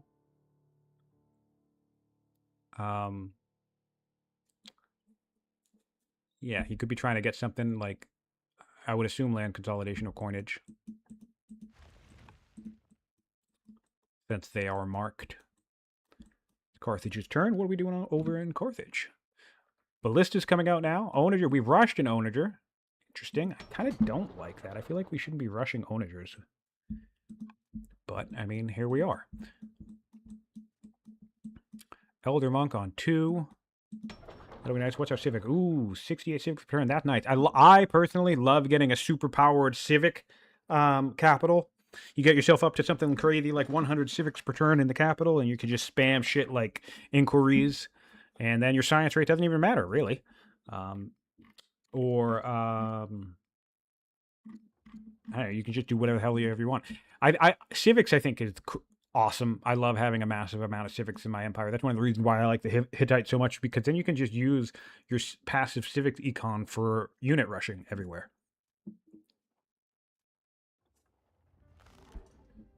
I missed the state religion. Ninja did get his state religion back. Yep, we're back to Zorro. I was talking about how he needs to improve his relationship with it, but yes, he did get his religion back. I didn't mention it specifically. One thing I'd like to see him is adopt the religion for his ruler.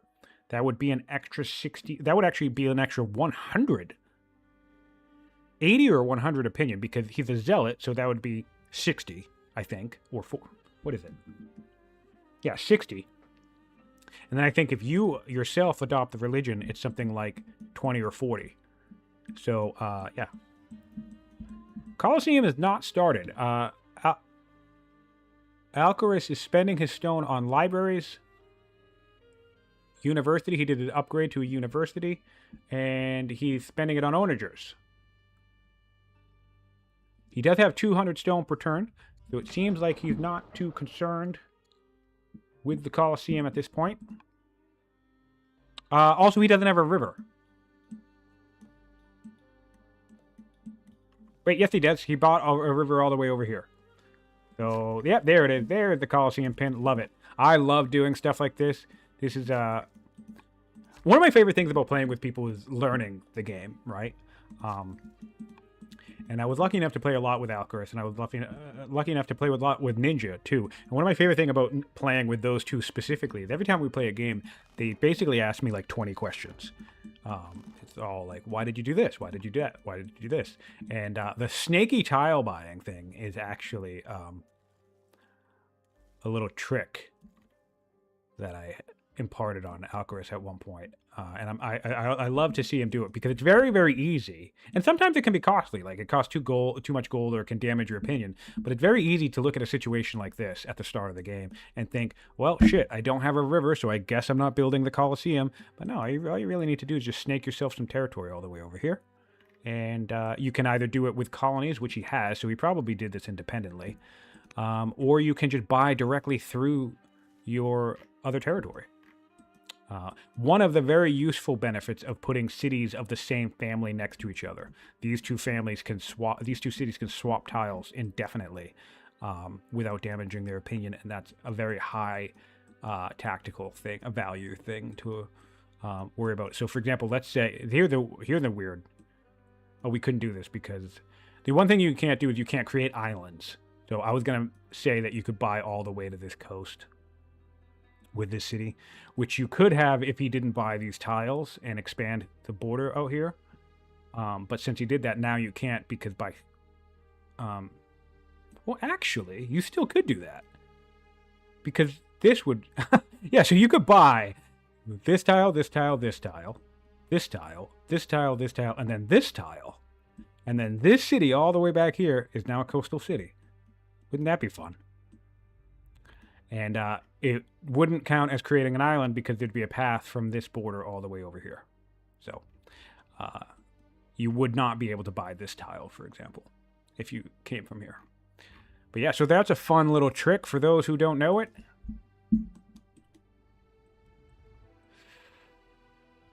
One turn away from architecture. I'm going to get up 1 second. I'm going to pop the camera over here. Keep it around here. I'm just going to take a quick second to myself. Oh, we have vaulting! Yes! I love it. All right, now we're in the game. The clock's ticking. Good to go. Oh, yeah, you probably can't buy the forts, but you could always just bulldoze them and build them again later. Or, you know, bulldoze this one and then buy up here. Yeah, but yes, you can't buy tiles with improvements on it. Good catch, Solver. But anyway, I'll be right back.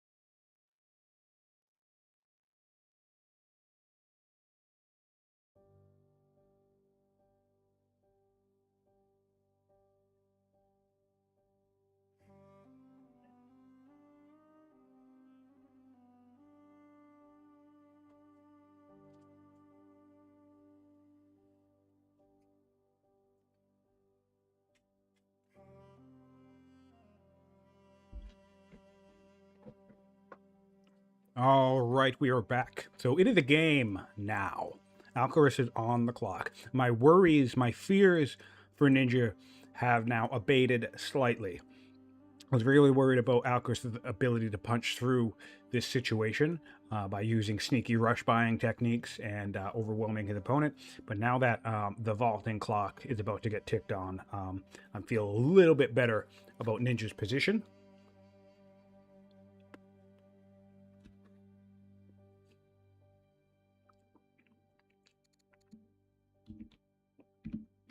Especially because I was really curious how keen Alcaraz would have been at the start of the session to kind of maybe dive right in and try and take advantage of the position that he has. So we might not be aware of the fact that Ninja's political situation is just horrible right now. Again, to highlight it for those who missed it the first couple of times, this ship does 6 damage. They're both biremes. So our ship, the Carthage ship, does 6 damage to this one and receives 5. Wait, that's weird. Well, the Statesman ones are different. Oh, there we go. Yeah, so 7 to this one, and it takes 4 in return. So I guess it's running a little bit even with the Riders family, so not too bad. Oh, our Statesmen are now upset. Okay, that makes sense. So we've lost some opinion there, but still, even with upset patrons, we do 7 damage to 4. That's wild.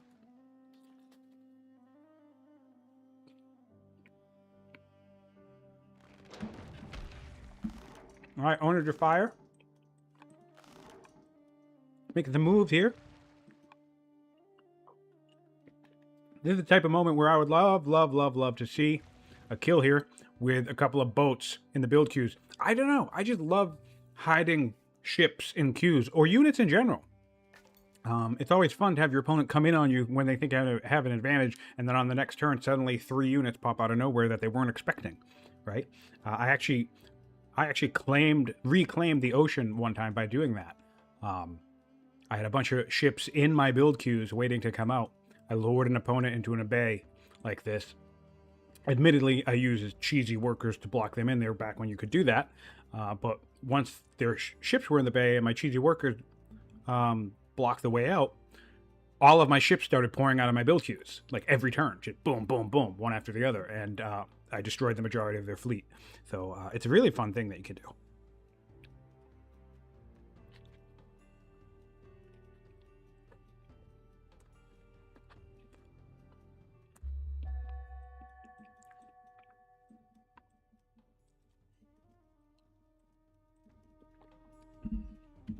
I feel like this game is going to end in a million years just because Alcaras is never ready to move until he has like 9,000 science per turn and every technology in the tech tree.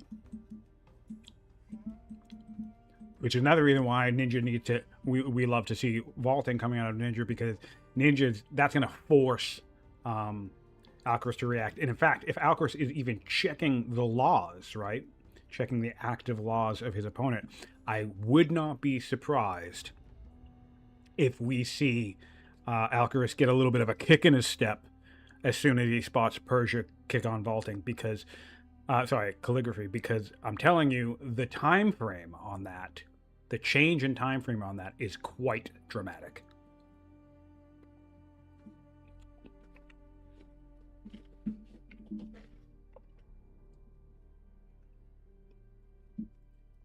What else is going on?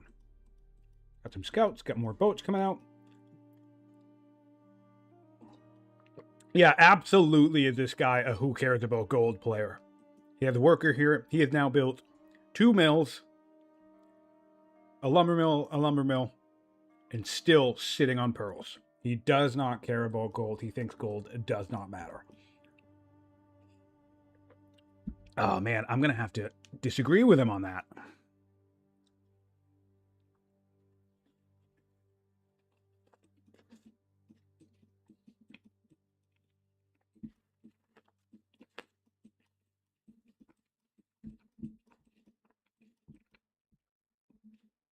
More boats, so that's nice. I'm really enjoying that we're seeing a lot of naval play in this tournament. I wouldn't have predicted that going into it. And in the first couple of weeks, it was like this exciting thing when it would happen every now and then. But now ships tend to prove pretty critical and pivotal to a lot of different maps and tournaments, games rather. And that's just really cool to me because they're a simple ship. You know, it's a simple mechanic with the way it works, the anchoring and only having one ship type. Some people don't like that, but I actually don't mind it. I actually think it enhances the tactical element of the ocean. I never quite realized how tactical ship combat was until I started playing the Punic duel map, the pre-made Punic duel map. I'd never really messed around with ships before. But boy, ship combat is actually... feels to me the most extremely tactical of all the combat, because every decision you make, every promotion you select, and where your generals are and how you position yourself matters so much more.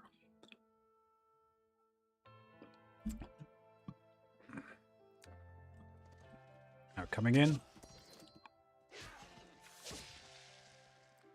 Simple enough. Do we have a settler on the dock? No, we don't. Yeah, so this is great. I love what's happening here. Nitpicking, would have loved to have seen it happen 20 turns ago, but still love that it's happening. This is the correct play. Literally the two things that I was calling for when I started hosting this session was please expand across this map and please get vaulting.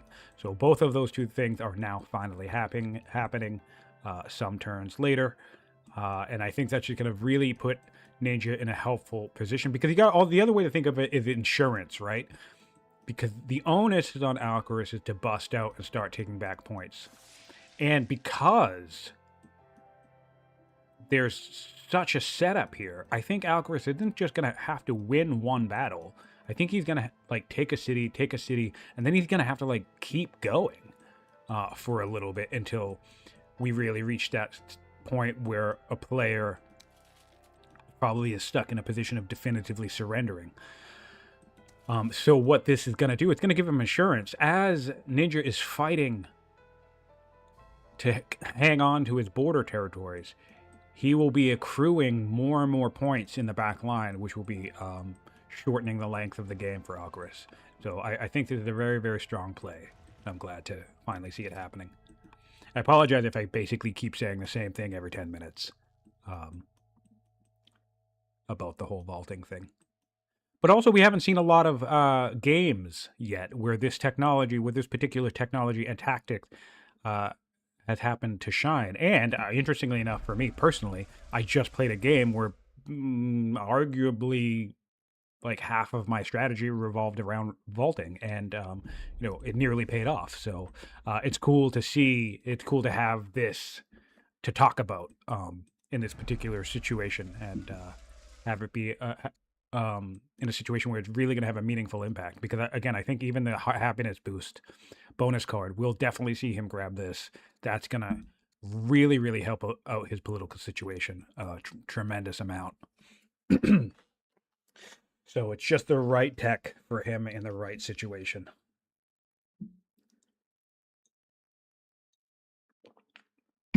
What do you have for heirs? We have a little baby. Little baby hunter heir. Ruthless orator. We have a commander. We're the Carthaginians. What about the rest of the dynasty? Anything going on down here? We have a pretty sizable dynasty. I think we adopted early on in this tournament. I believe both players started with a schemer. Yep, there's a schemer right here. We have a zealot in the list if we want to take advantage of a zealot. We have an orator. If we want to take advantage of an orator, could give us more. Ordered. Also, yeah, wow, we have a really great dynasty. We have a couple judges, orator, zealot, builder, anything that we need to put on the throne. I mean, that's pretty much everything you'd want at this stage in the game. Builder is great for closing out games if you're trying to spam wonders, which Alcaras could put himself in a position to do. Of course, zealots are good for combat. We also have our commander, and an orator could be good for defense, increase your family opinion, and also increase your order rate. So lots of decent options there. And we have vaulting on Alcaras now as well. One turn away on vaulting for Alcaras. I would not be surprised if he also opts to get the happiness boost. Honestly, generally, the happiness boost is just a solid boost card, because you also got to think it's a little bit of a science boost as well. Every level of discontent is 5% science in a city. So it'll be a 5% science boost in all of your cities. In some cities, it will be irrelevant, but in your capital, you know, 5% boost in this capital is going to be pretty solid. So it adds up, you know, and then again, the opinion. The happiness boost will put Alcaras all back into the green. What he needs to work on is converting his families back to Judaism. It seems like he lost a little bit of control of that. He should be able to... He's influencing now. Would want to see some converting. Another reason why conversion over influence is better is because conversion lasts forever. You know, or at least, you know, until the character dies. The character you convert dies. Whereas opinion depends on your ruler death. Like, we could influence somebody, get sick, and then die, you know, 5 turns later. Then you have to influence again. But if you take the opportunity to convert somebody, well, then you never need to convert that person again. Because generally speaking, characters do not change religions on their own. You know, event or two may make it happen, but it's just not a thing that happens. Building a temple. And I'll be curious to see if we see some cathedrals coming out. Alcaraz certainly has the economy to support cathedrals. Let's see if... and Ninja has, you know, he's making 138 stone per turn. He has the economy to support cathedrals as well.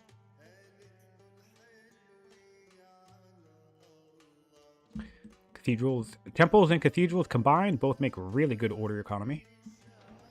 Temples are actually better in the sense that, all right, we're coming in for an attack. Ahoy there! All right, a little early for me because we're probably going to get countered here. Although, yeah, I don't know. See, look at this. This is what I'm talking about. This is why I want to see this bay flooded with the ship. We're going to come up here. This is 5. This is 9. If we force march, these 3 ships can't kill this.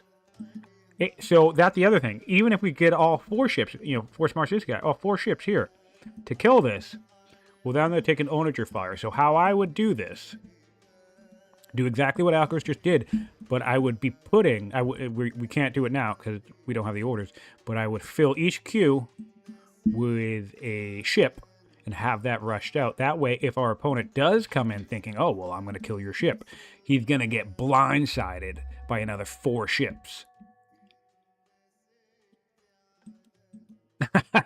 Yeah, oh, sorry. Hope you don't mind the cackling. I tend to do that. All right. All right, so let's see if Ninja decides to take the bait. He cannot kill this unit. And this is what we're talking about in terms of the issue.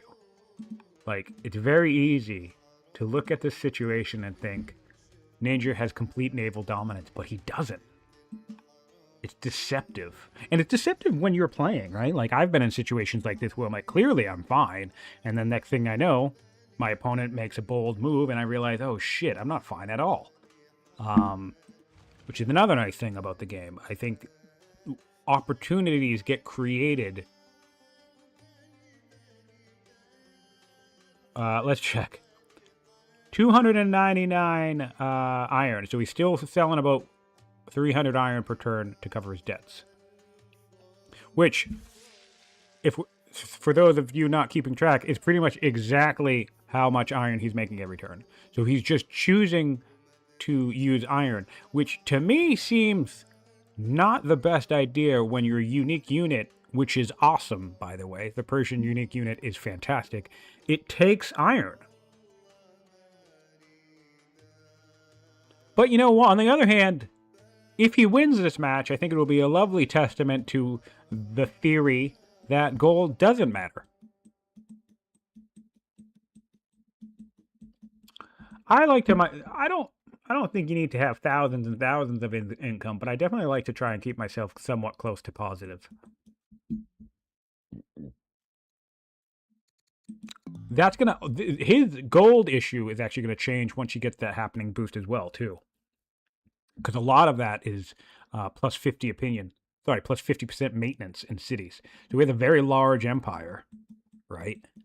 Like, look at this city. This is 91, or technically 100 maintenance total.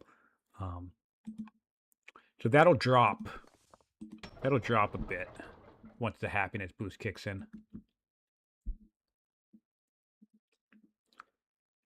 It'll drop by 25%.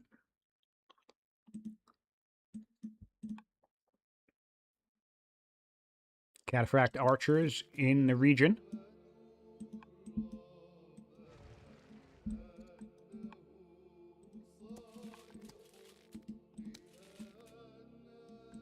Do we have any settlers lined up this turn? No, we don't.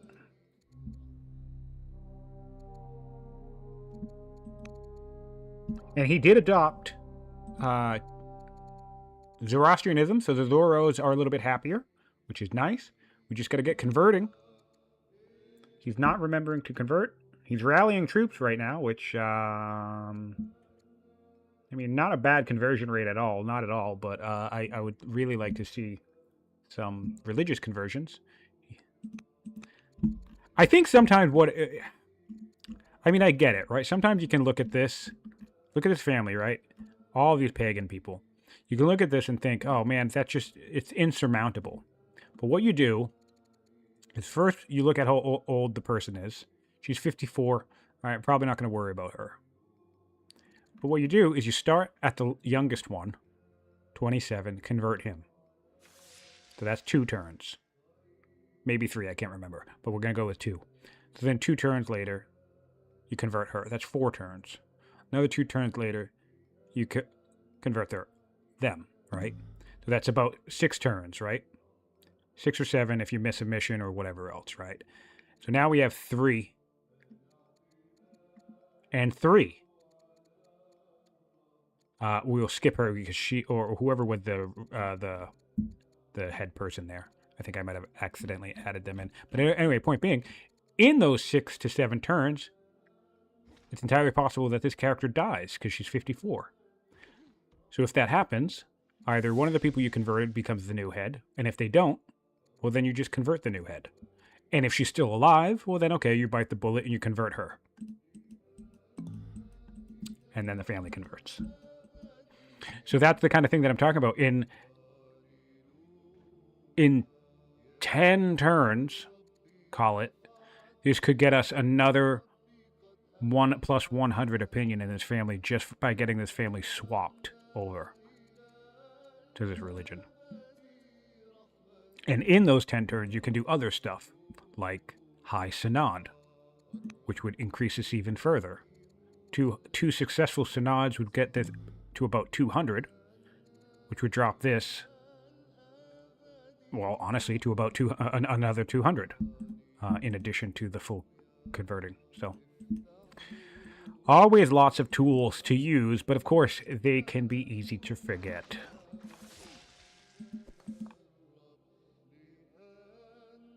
He's 10% rebels in his rider cities. 15% rebels in the statesmen, though. Alcaras has to be seeing this. He has to be seeing this. Like, let's grab an elephant and take a peek here. Like, damn, man.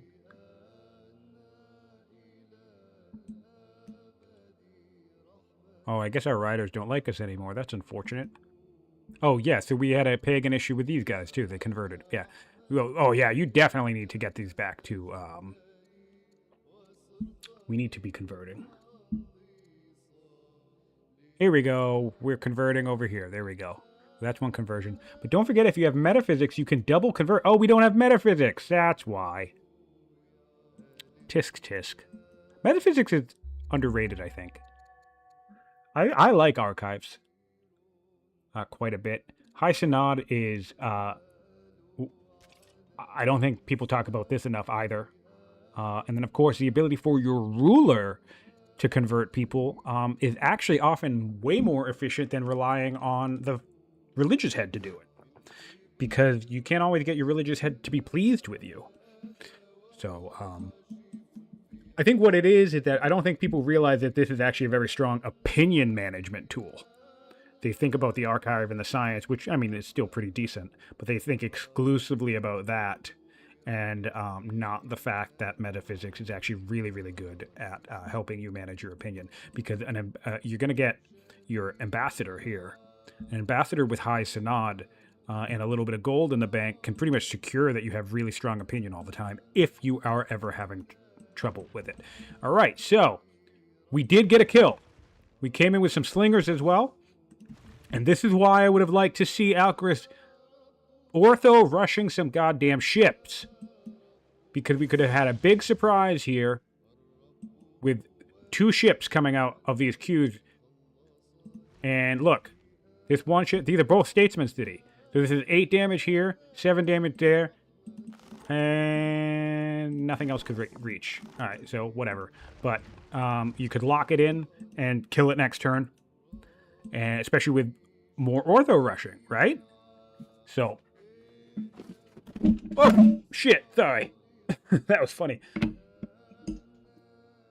Yeah. So that's a bummer. Hopefully, Kirkwane will hop on the Tyrene, the Byrene business. No, we're gonna go for another onager, because why not? We're just Alcaras, and all we ever want to do is build siege, because that's what we do. We just stand around and build siege all day long until your opponent surrenders. Oh, Alcaras. Get aggressive, buddy. You have the opportunity.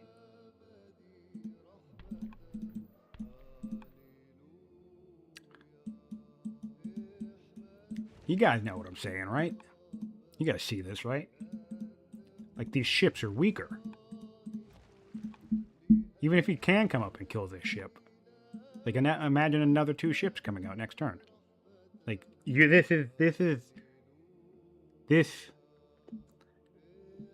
claiming of sea superiority, it's like a knife's edge. It's a needle thread. Like, Ninjaa does not have a firm grasp on this ocean. It only looks like he does, but Alcaras can rip it from his hands at any moment with very, very little effort. But, in fairness, perhaps he's just not ready to do that. Apparently, we need a stronghold and a windmill and more development.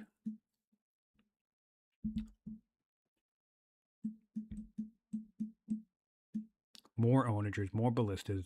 Jesus Christ, man. Although the ballistas will come in handy. Because your number one threat is going to be spears and or pikes. So those ballistas will come in handy. But he is going to also... see, the problem I'm having is that eventually it's going to be impossible to make landfall onto this island. Whereas I think there was a window, a very realistic window, for Alcaras to have killed everything in the ocean, taken Gabai, stranded everything in Celsi, and therefore thus taken Celsi as well, and gained at least enough naval dominance that Ninja would not be able to take these locations back. But maybe the angle with that is not showing your hand too soon. No?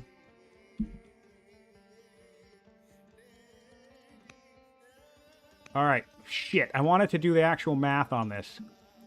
But here now we're talking, right? 8 turns.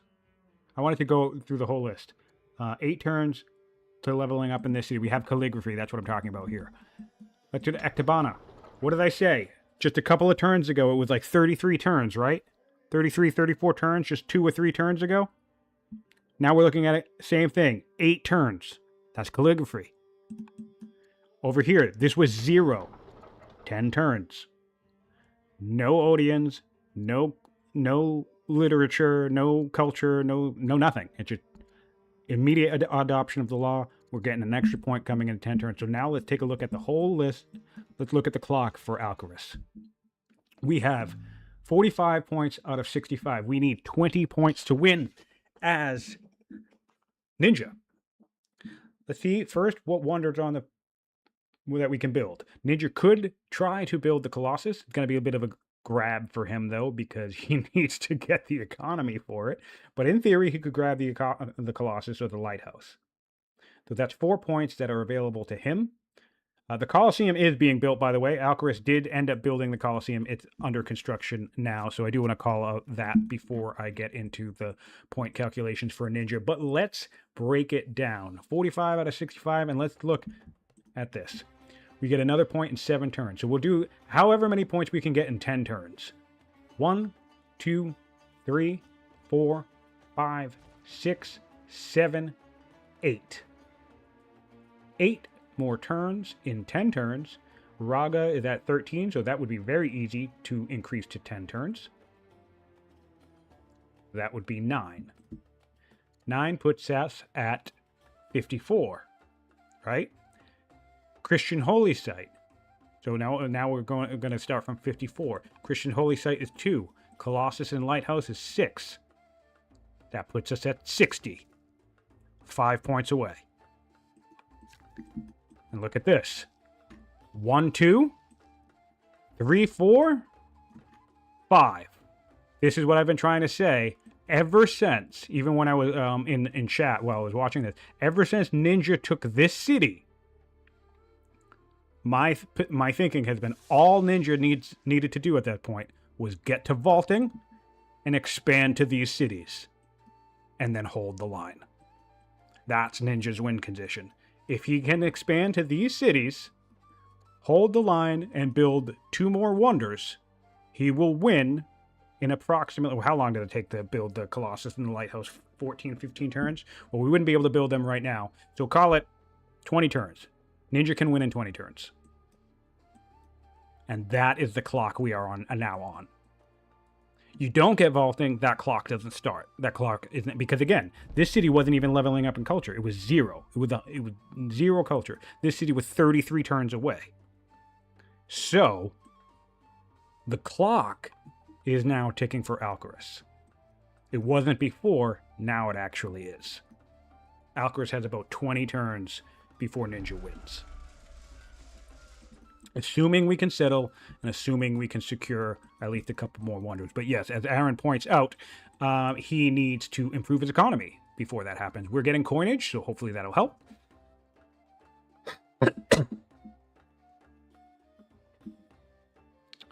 Yep, we're out of iron. Yeah, he's going to... This is going to be a master class, I think. I've had so many debates with the, oh, you don't need gold people in the Theorycraft channel. And it's hard because on some level, the math is sound. Like, I understand what they're saying. The math makes sense. Yes, a quarry is usually a better value than a gold mine, for example. The math makes sense. It adds up. But the biggest flaw, I think, happens is that every time I've had this discussion, they're going off of purchase value, not sale value. And I'm sorry, but when you have a negative 1,400 deficit, the only thing that matters is sale price, because you're selling everything. So that's one. And then the other thing is, I don't know, man. I don't want to be having 300 iron per turn and having that being sold to maintain my deficit. How much did we sell? We sold 300. We sold 391 iron and 130 stone. So even if you're telling me that gold doesn't matter, right? And I could just build more mines and more quarries, why would I want to do that? To try and get myself, you know, oh, the best value I can out of like a quarry. Like, oh, it's going to get me that, you know, that buy price. Like, no, it's not, because you're going to sell 130 of it before you actually start making a profit. So I just don't know what we're doing here. Build a goddamn net, Ninja, for the love of God. Jesus. That's the thing. Aaron's like, oh, finally, coinage isn't going to do shit unless any of his cities are making money. Look at, like, take a look. Take a look. Where's his money? Look, yeah, okay. He's got 2 cities making money. This is where coinage is going to affect. Although, the great thing is the money boost. Oh, even the money boost. The money boost is only going to buy him 3 turns of no deficit. That's insane. This is insane. This is insane.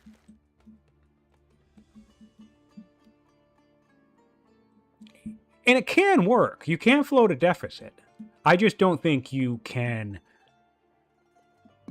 Like, I've won games where I've had negative, like, 600 gold for, like, the entirety of the endgame. Like, you know, it's a thing. But that's another thing, actually going back to the question of stockpiles, right? That's another thing that I actually think makes stockpiles useful. Is because if you've stockpiled 3,000 iron, right? And then you hit this end game push where you're bringing out all your military, you don't care about opinion, you don't care about economy, you're just go, go, go, closing out the game.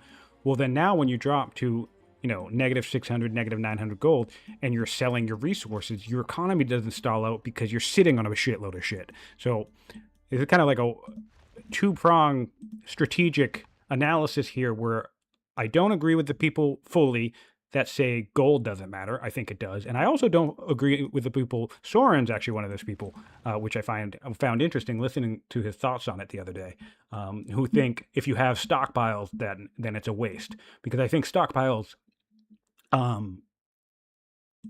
think their value increases over time. I think it will come out and help you later on in the end. You never want to not be building something if you can build something.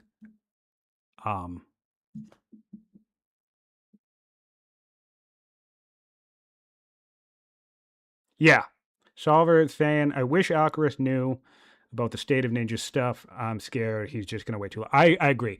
And this is what I was saying, because when the session ended last time, I felt like I was the crazy man in the village, because I was basically saying this game is Alcaras' to win. Like, he's absolutely going to win this game. And my assessment for that was based off of the sheer strength of Alcaraz' empire and economy. And we have to figure it. Ninja has had his empire for about 30 turns, and it's been in shambles for 30 turns. Like, he expanded to here on turn 61, and since turn 61, he's barely done anything with his empire in terms of bringing it into a state of stability. Sure, he's built some mill units. Yes, he's built some, more mills or whatever, but all of his economy is just getting dumped back into the system, right?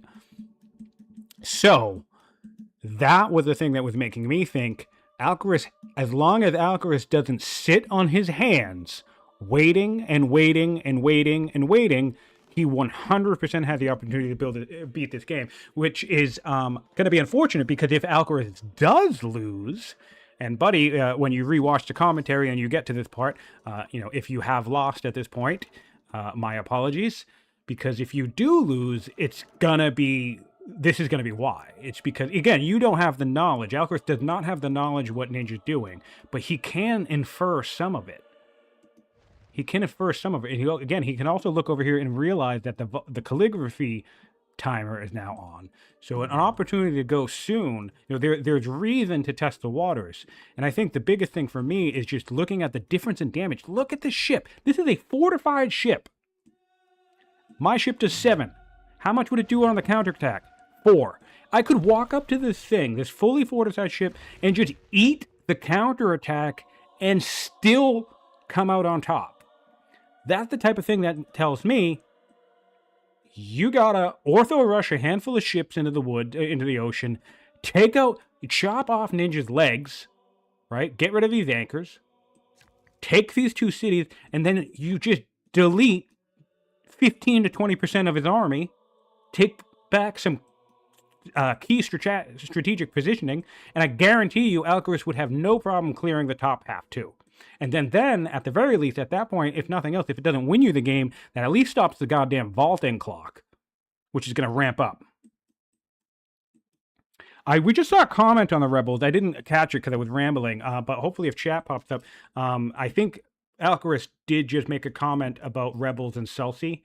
Yeah, there's a Rebel here in Celsi, which again should be informing him about the situation.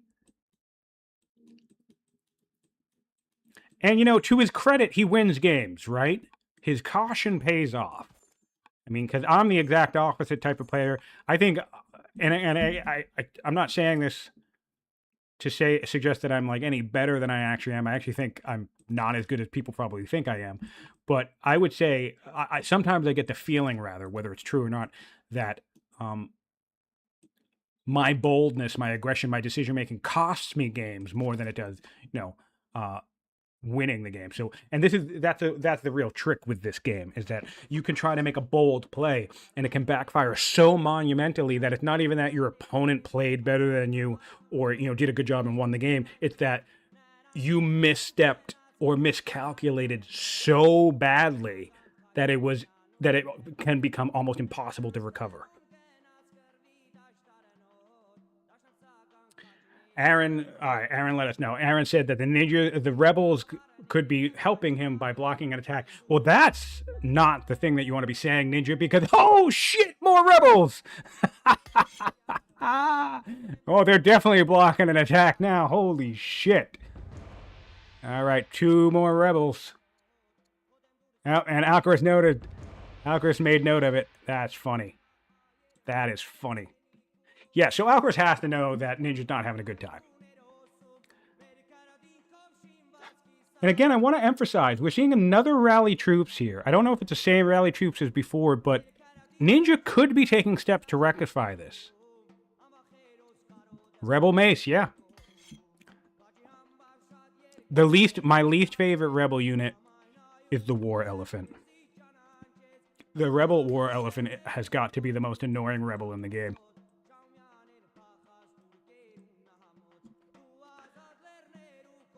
Yep, -15. Man.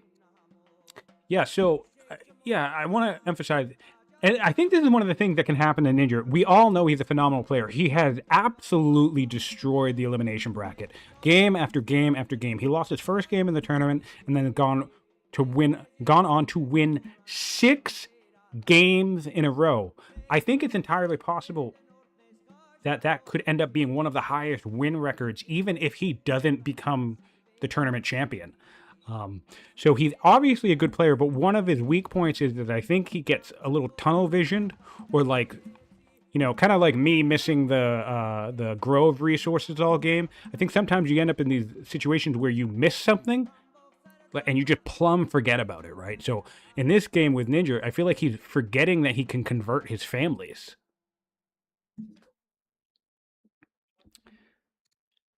Oh my God. Yep. So everything has gone to cover debt. We have 300 iron, 144 food, and 120 stone, compared to his actual income, which is 175 food, 316 iron, and 129 stone. So he's almost basically making nothing. It's entirely possible he could end up in a situation where he might zero out his economy. That is a thing that can happen in this game. And now there are no more fun tricks to get out of that, actually. So you're welcome, Ninja. If you have to hide shit in your build queues, that's not going to work anymore. Oh, wow. The economy.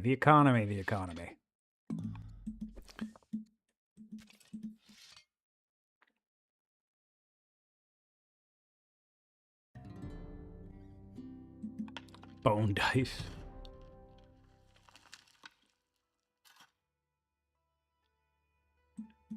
Yeah, I think Solver, I think you're right. I think he's going to fully zero out.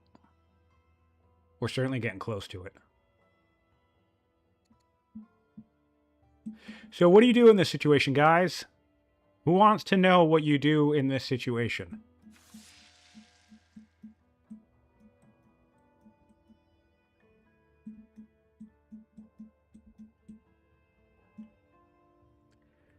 Yeah, man, this is why gold matters.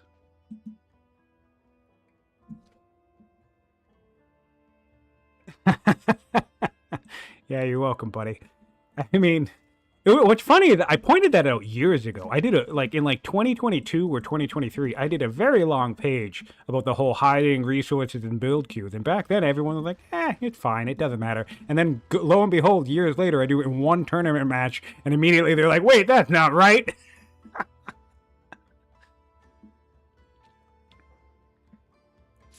Brown Cinder asks, what happens if you hit 0 stockpile? Nothing.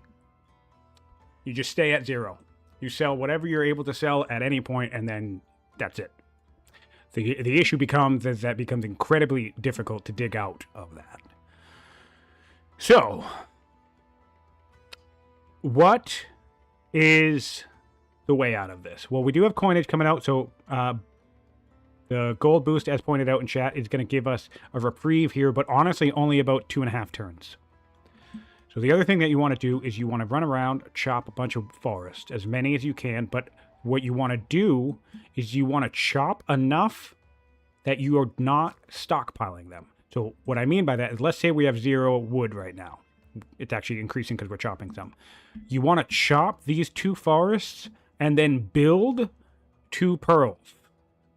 Chop and build, chop and build, chop and build. And the reason why you do that is because, as pointed out, is if you zero your economy, you'll never go anything worse than 0, right? So you never want to chop like 100 wood, but only use 40 of it, because next turn you're going to have 0 wood. So my situation, the things that you'd want to do here is you want to try and fix your family opinion through conversion, because that's going to help bring down your maintenance. That's the other thing. We're getting 50% increased maintenance in all of our cities, and we have a very large empire.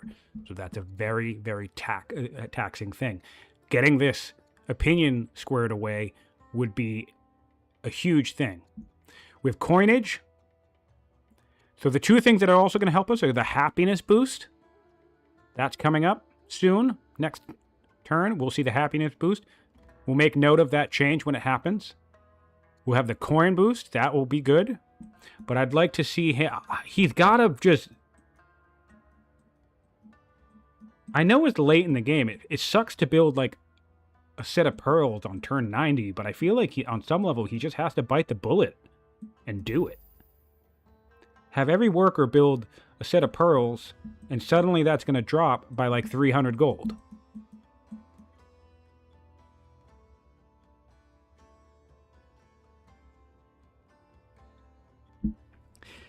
Yeah, so now the other last... Before, in the past, Brown, since you asked, you could... So we have 40 stone right here.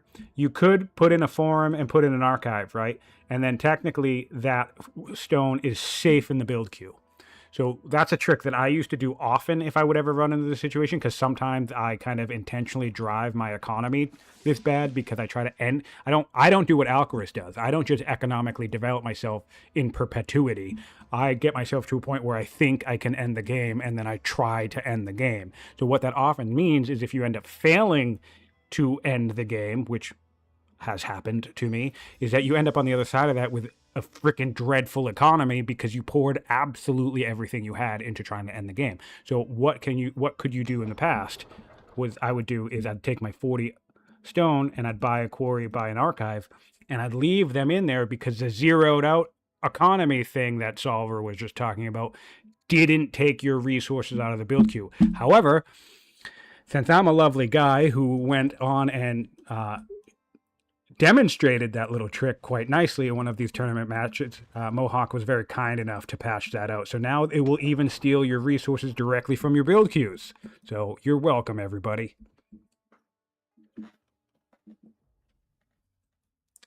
What's going on back here? Anything good? Clearing some tribes. Yeah, man. Also, laws are a solution. Look at this. It's 478 golds standing on tyranny right now. Like, what? There is more resources standing on a vassalage. Bite the bullet. Swap. Save your people. Save your people! Actually, I mean, once we level up some stuff, even iconography would help us another 100 gold. So we have 500 gold sitting on laws. Also, what is costing us gold? Not that one. Not that one. Not that one. All right, actually, none of them are costing us gold. Okay, so that's good. All right, good, cool. Yeah, that's good.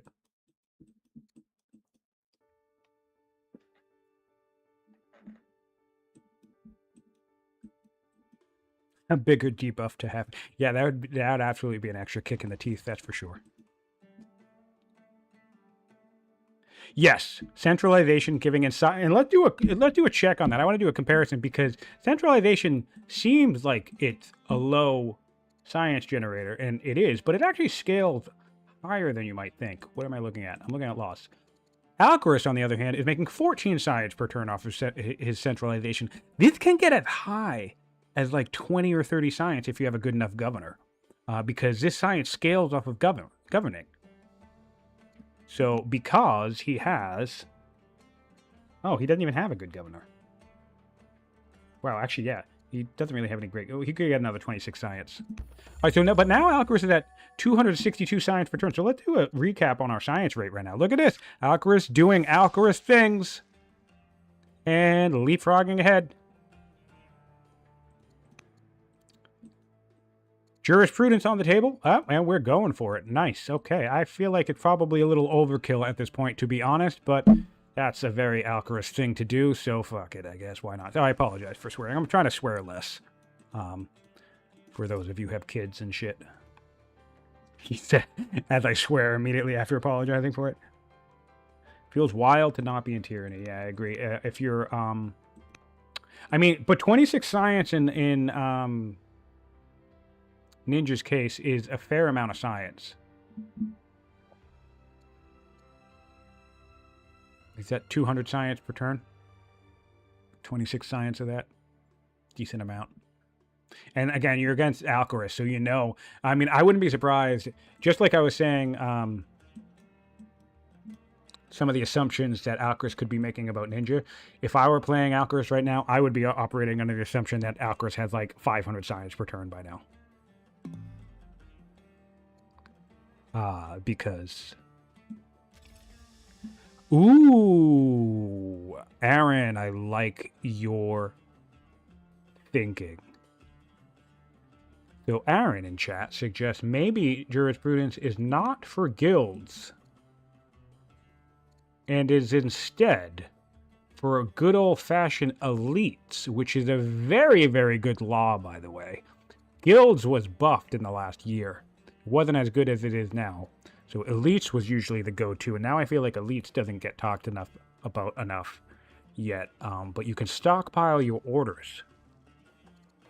Makes alpha striking very strong, and also it makes ending your turn very strong. Because let's say you move all your units in a region that you can do your attack, right? And you have, 100 orders, and you've got 51 orders per turn, right? So you move all your units, and you make your attack, and you're basically done with all your military moves. Well, now you have a choice. You can go to the back of your empire and keep doing all your worker turns, or if the game is fine, your economy's fine, and you're trying to end the game, you just hit end turn. You can hit end turn with 25 orders left, and you go into the next turn with more and more orders. So that's super useful for things like when you need to force march, things like when you need to, do other stuff. Yeah, so elites is a fantastic law, and people often talk about it, about stockpiling up for an alpha strike, but it's actually also useful just to end your turn prematurely. Like, again, at the end of the game when you're trying to conquer your opponent, you do not need to move all of your workers and keep building shit. Some players can't get out of that habit, but if you break that habit, you can stop your turn with 20 orders left and just hit end turn, no big deal. Really, really nice.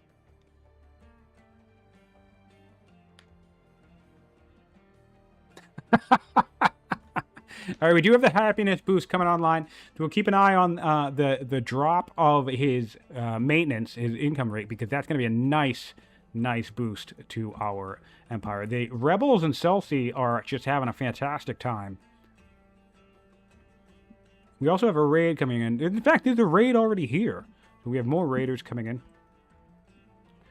And more raiders. Or rebels, rather. Yeah, let's take a look. How many rebels do we have? Oh, we have a rebel all the way back here in Susa. Fantastic. Love to see it. This guy's on rebel patrol. Looks like these guys were probably on rebel patrol at one point. And yeah, so the nice thing about rebels is that they spawn predictably. They always spawn on this tile, the bottom left one from the city, unless they can't. So that's a fun little fact. So if you're just policing rebels, put a guy there. Or if, like, for example, you don't want this guy to be on an urban tile, you put a guy here, here, and here, then the rebel will spawn right there. Or maybe there. But basically, they kind of spawn clockwise. The weird quirk of the way they coded it, I guess. I think it's supposed to technically be random, but it's one of those random things that's not actually random. So that's always fun.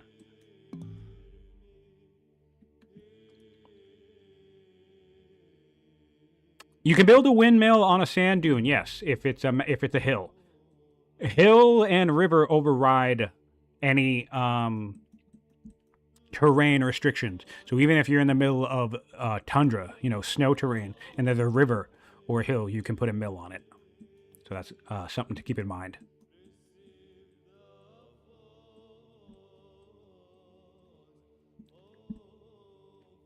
Yeah, man.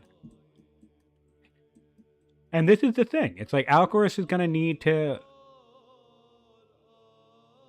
make a move at some point because, I mean, he has the window because Ninja's just playing whack-a-mole all over his empire. What do I want to look at? I want to look at...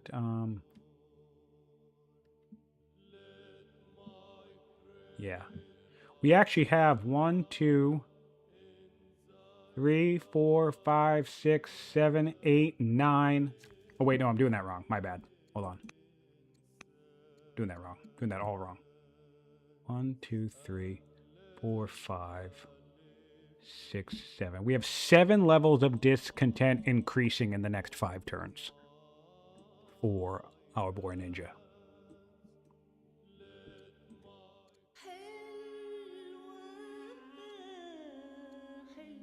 Oh, and we're going to piss off the Christians because I'm assuming that we do not want to take iconography for free. Although that would give us more money. But I think calligraphy is probably the play until at least all of our weak cities become developing. Then maybe we can reassess. But even then, it's so hard to jump out of because by the time all of these become weak, look at this. This one's 8 turns away from developing. This one's 8 turns away from developing, right? But this one's 11 turns away from strong. So by the time this is the 9 turns away, right? So by the time the last weak city becomes developing, we still have this one would be 2 turns away from strong. This one would be 5 turns away from strong. This one would be 4 turns or 5 turns away from legendary. So it's like calligraphy is one of those laws that, like, once you pop into it, it's almost impossible to switch away from it because it's just so good and it keeps piling on. Such a really good law. Glad to see it being used for the way it should be used. If Ninja wins, it will be 100% because of calligraphy and Alcaras running out of time. I guarantee it.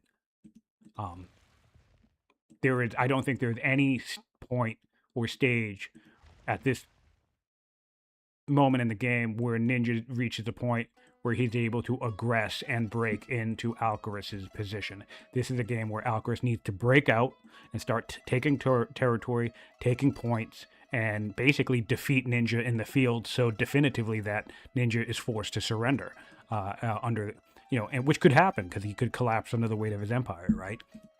So that is basically the clock that we're watching, unfold right now.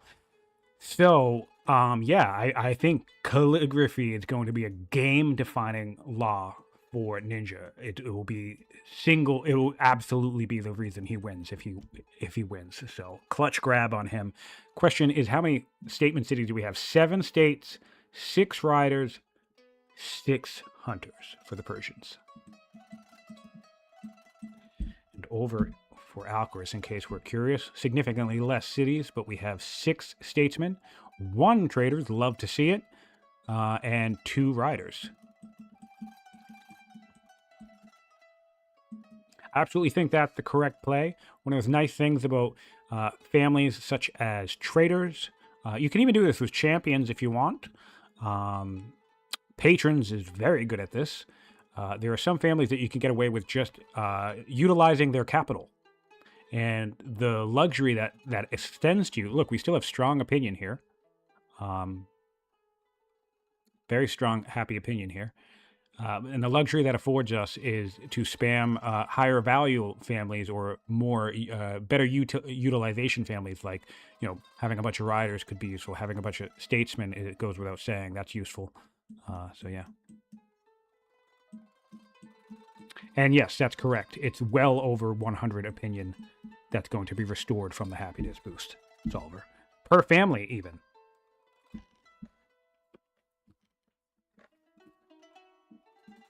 Yeah. So hunters are going to go into cautious, which is great. Riders will be close to it. And we're going to drop a level. Right? We're going to drop a level? I forget. How far are we? How deep are we? Yeah, we're going to drop a level. We'll drop a level with the statesman as well. But yeah, we're going to get some reprieve here from the maintenance, which is going to be nice. Not much, but a little bit.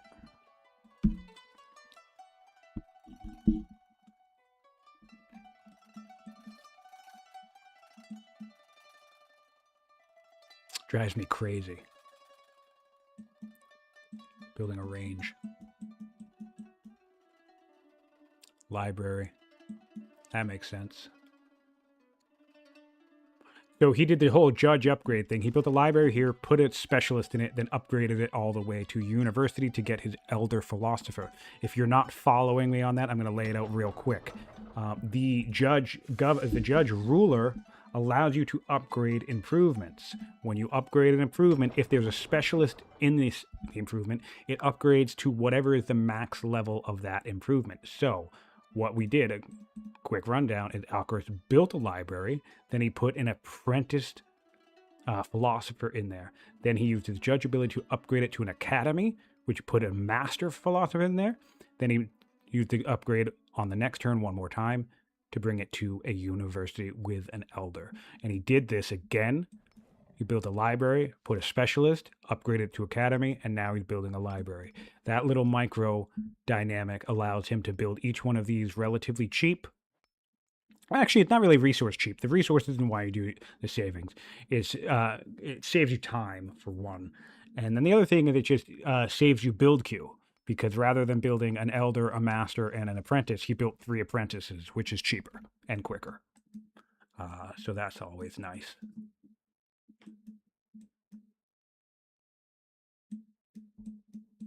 Oh, and we're building the lighthouse. Love it. Alcaras is building the lighthouse. I suspect we'll see him build the Colossus soon. He's not building more ships, though, and that just drives me insane. Especially with the... look, these onagers can shoot into the water.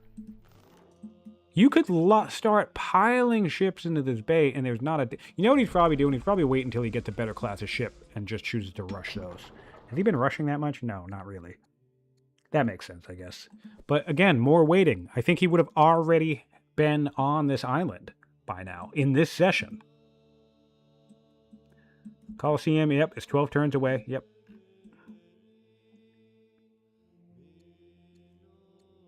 All right, back over to the Persians. The walls, almost finished. Nice, we can get more civics. Or Jewish opinion, probably take the civics here. Nice. Legitimacy is always important. Oh, religious dissent's not going to be great for a rebel situation. Whoa, that's fun. Bulwark Curious. Oh, what? How did that? What did that say? Something about people getting Sentinel. I don't know if it was all units or some units, but that's cool. I like the items in the game. The items in the game are neat. Oh, did anybody else notice that Sword of the Gods got nerfed? Has anyone caught that yet?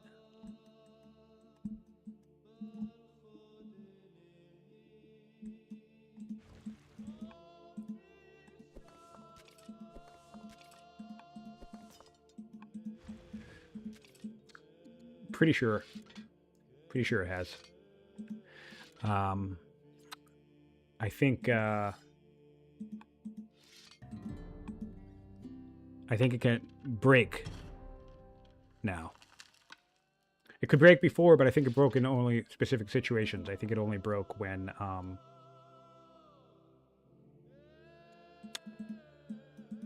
forget, but I think I think the thing that makes it break is easier to trigger now. Or I'm just making stuff up, but I had it the other day and it broke on me and I was very upset. It broke on me immediately, by the way. I got the mysterious sword, like 2 turns later, it upgraded to Sword of the Gods, and then I went out and I hit something and it immediately broke.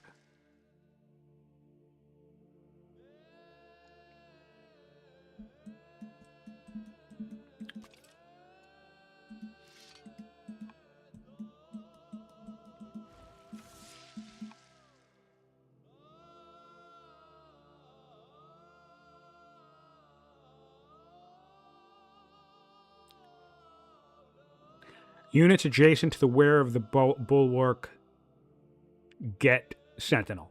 Nice. Cool. Really, really cool ability. That's the bulwark item. And who got that? Who on our Persian Empire? Probably a child. This guy. No? Did we not accept it?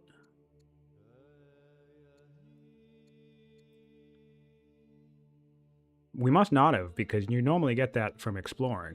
And he's still exploring. That's unfortunate.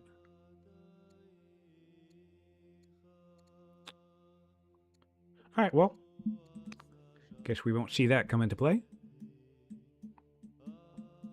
I could be wrong about the Sword Iron. I don't think it was nerfed specifically in its abilities. I think the conditions with which it break were changed slightly. But Solver could probably let me know if I'm actually right about that or not. All right, making progress towards another camp. And again, we just settled the city, so same thing.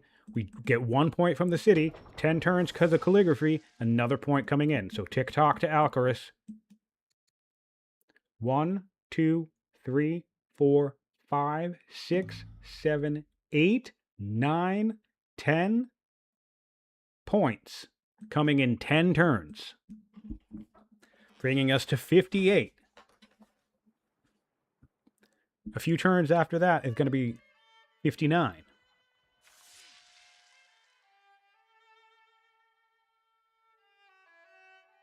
60, because Parser will be legendary. In 13 turns, we'll be at 60 points, right? This is 61, 62, 63, 64. Literally just need 1 point, guys. So if Ninja can think of it, we'll probably see him build this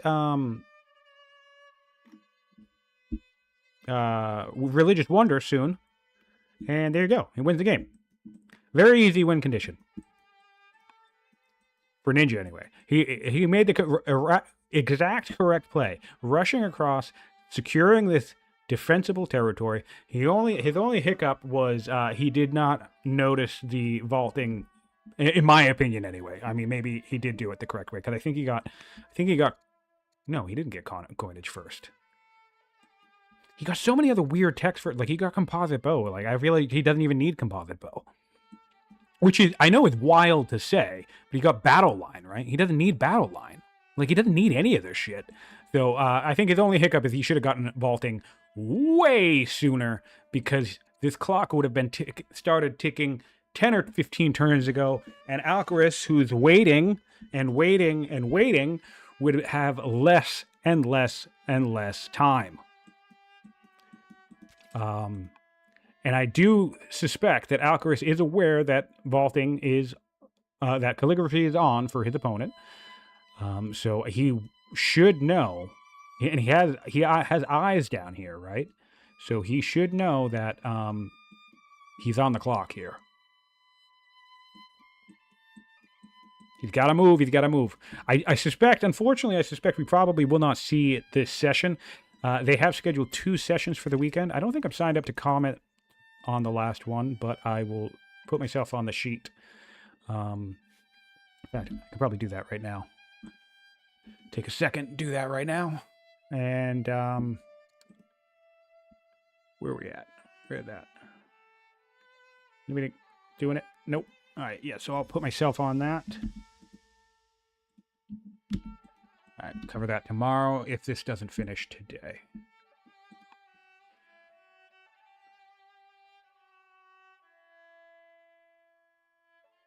Alcaras, all right, so Aaron, who is watching the Alcaras perspective, Alcaras is also recording his perspective.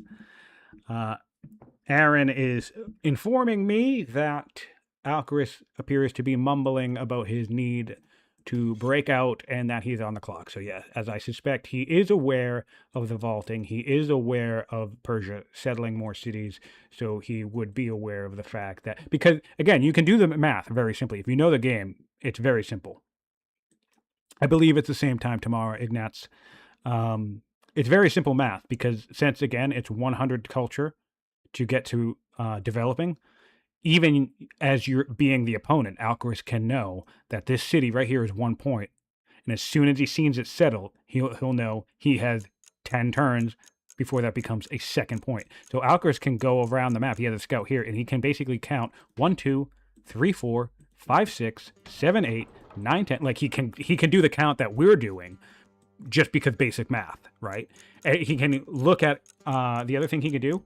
He can look at what we're seeing right here, 7 weak cities. Alcaras can infer that every single one of these cities will be worth another point within at least 10 turns.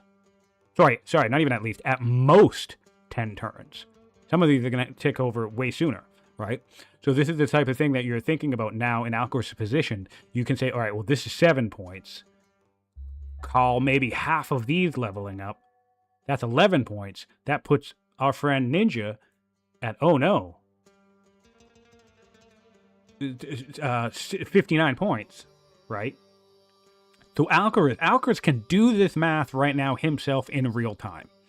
This isn't a privilege that we have from being spectator. Alcaras, he's played the game enough. He knows the different places in the UI to check. He knows how calligraphy verse, especially since we just talked about it, because I actually talked about my game with Aaron where I tried to do the calligraphy play. So we literally just had a conversation about that. So I would not be surprised if he is applying the logic to Ninja now that he sees that Ninja has calligraphy. So yeah, he's very, very aware that there is a ticking time bomb. And Ninja literally doesn't have to move.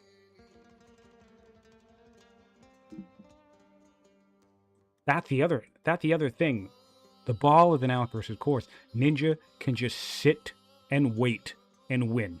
All Ninja needs to do is clear this city, and if I'm not wrong, I believe he needs to build this. So this is actually something that's falling behind. Ninja needs to make sure he builds the Christian holy city. I'm not 100% convinced that he needs it. I'm not sure, but you definitely want to do it just to hedge your bet. I've lost a game where I was trying to scrounge for my final 2 points before losing, and I had the time, right? I couldn't find the extra points. And then I was doing the post-game chat with the person I was up against, and I realized I had Christianity the entire time and never, ever built the wonder. I was sitting on 2 points. So in theory, I actually should have absolutely won that game. If I had the resources, I had the civics, so it's easy to miss. So hopefully Ninja will think of this. And again, he might win without it, but it certainly will make sure that he wins on a good timetable if he builds it. He's rushing out some walls, which is interesting. Yes, Alcaras can indeed count. It's entirely possible. Although he does use spreadsheets for everything, so maybe not. Maybe not.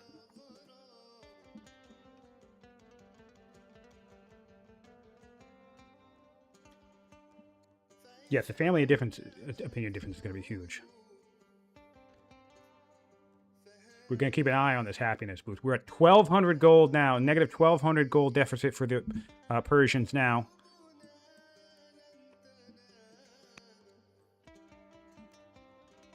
Trying to see if I can find these map notes. I thought there were map notes here, but I don't see any because Mohawk hates people, and I don't know why the map pings look like shiny little invisible objects, but they do.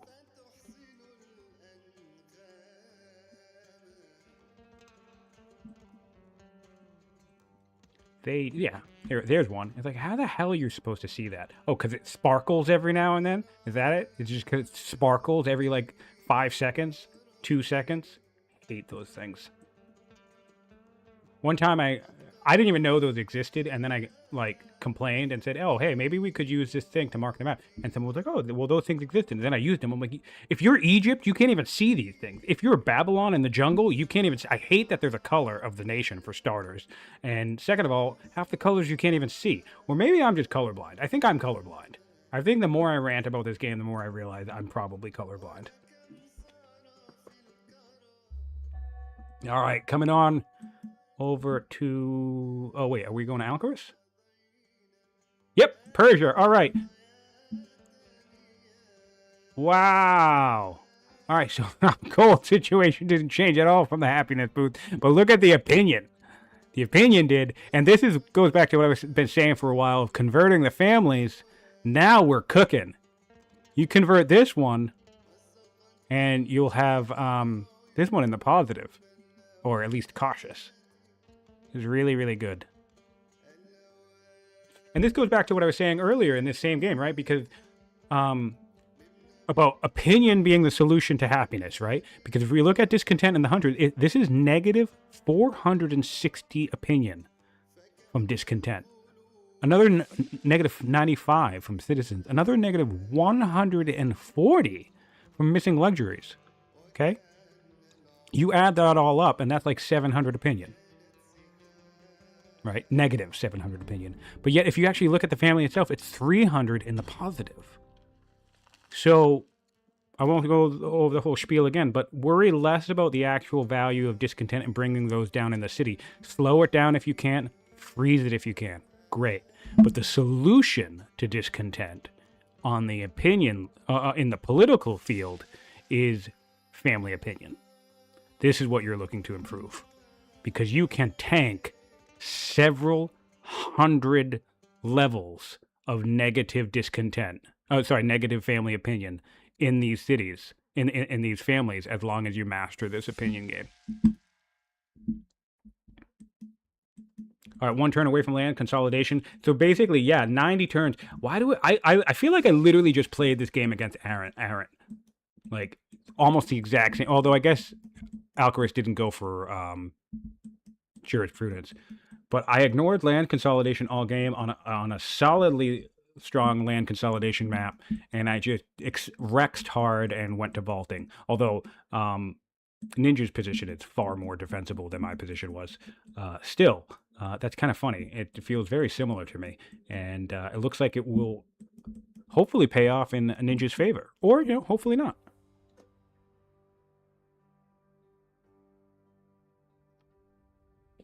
Yeah, Ninja is having a resource deficit. I would really love to see some chopping pearls. Chop pearl, chop pearl, chop pearl. Like, what? Just build some goddamn pearls, bro. No, we'll build more lumber. This is the type of stuff that I'm talking about. This is going to give us 11.5 lumber. I'm going to do this right now. 11.5 times the sale price. 11.5 times 2.9. Okay, there was 33 gold, right? 33 gold, which is, yes, technically more than the 20 that we would get from pearls. Sure. I'm just not feeling it because you're still forced to sell it, which then keeps the price down, which benefits your opponent. I would rather stockpile a bunch of gold, beef up a bunch of gold, which would stop forcing me to sell stuff. I don't know. I'm not. I just don't feel it. But if he wins, we'll talk about it, and I'll certainly bring it up on the forum, I guess, because we've had the debate before. Let's go around. Actually, one. Is there a worker nearby? Got to be a worker nearby, right? There's one up here. Okay, so 1, 2, 3.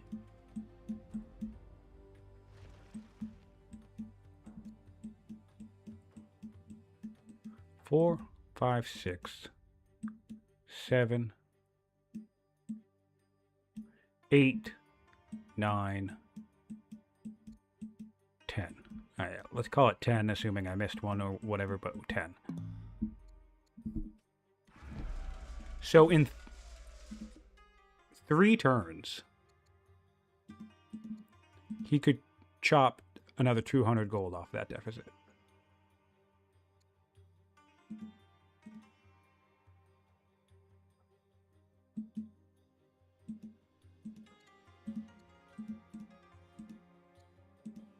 No. What? Am I wrong about that? Did I... Wait. Yeah, 200 gold. Off the deficit. Which I think matters, because you also want to have control over what you sell.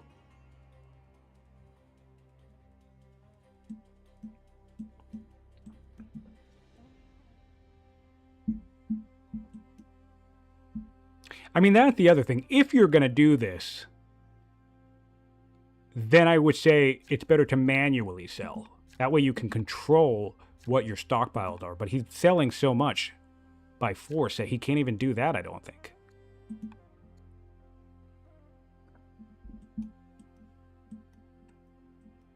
All right, he has lots of anchors coming up.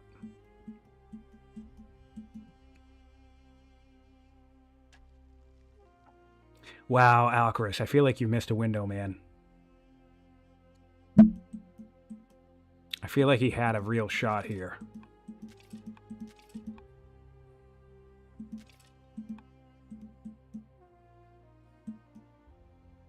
I mean, he's going to have to decide.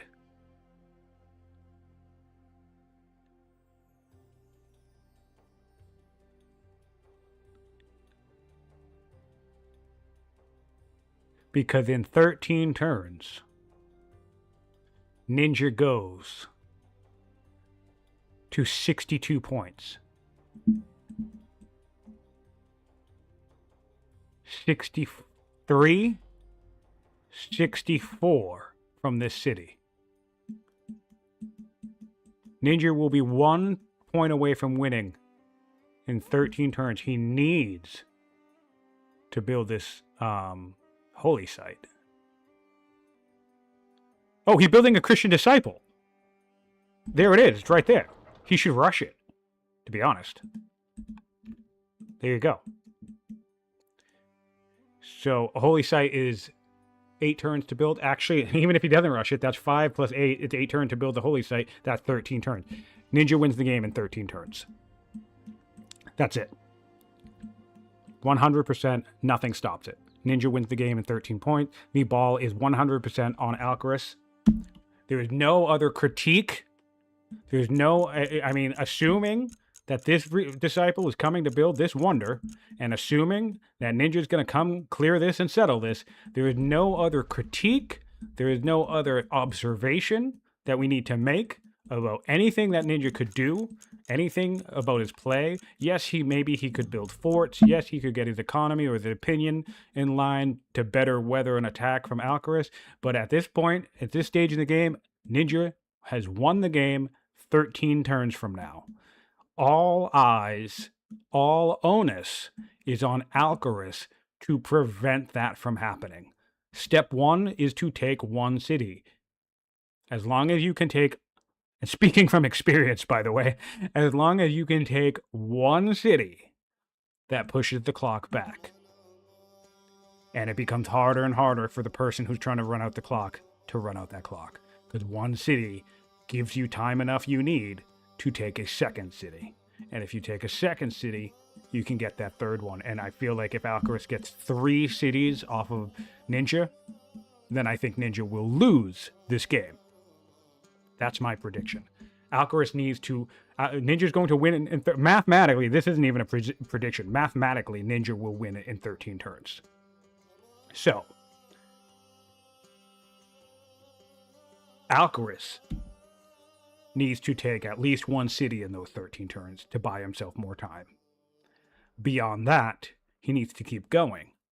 I think if Alcaras can get himself to take 3 cities, maybe secure the ocean specifically, then I think inevitably on a long enough timeline, Alcaras will win the game because his empire is so much... He has an empire that is a little less than half the size of his opponent, and it's more efficient than his opponent. So the only thing on Ninja's side at this stage is time and territory. If Alcaraz starts breaking out of this situation and starts taking away territory and time from Ninja, I think Alcaraz will inevitably win. But it's now going to come down to the question of, will Alcaraz pull the trigger? When will he do it? Does he have the firepower? And will he be fast enough?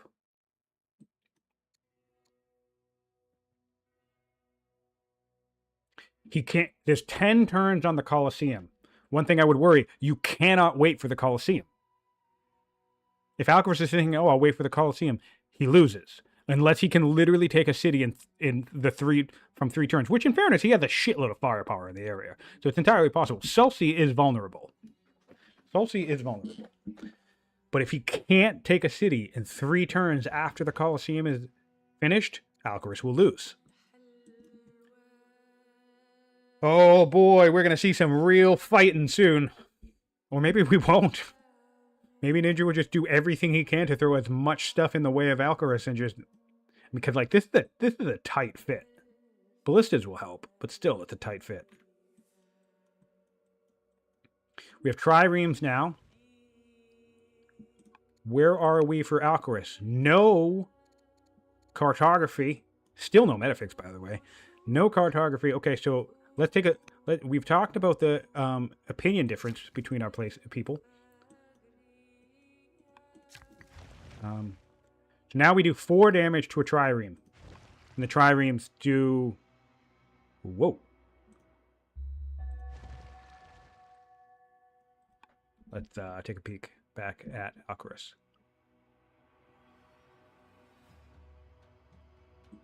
Yes, I agree. Yeah, and oh yeah, yep. We can actually do some damage. All right, yep. So this is not looking good for Alcaraz now. Well, I'm very happy.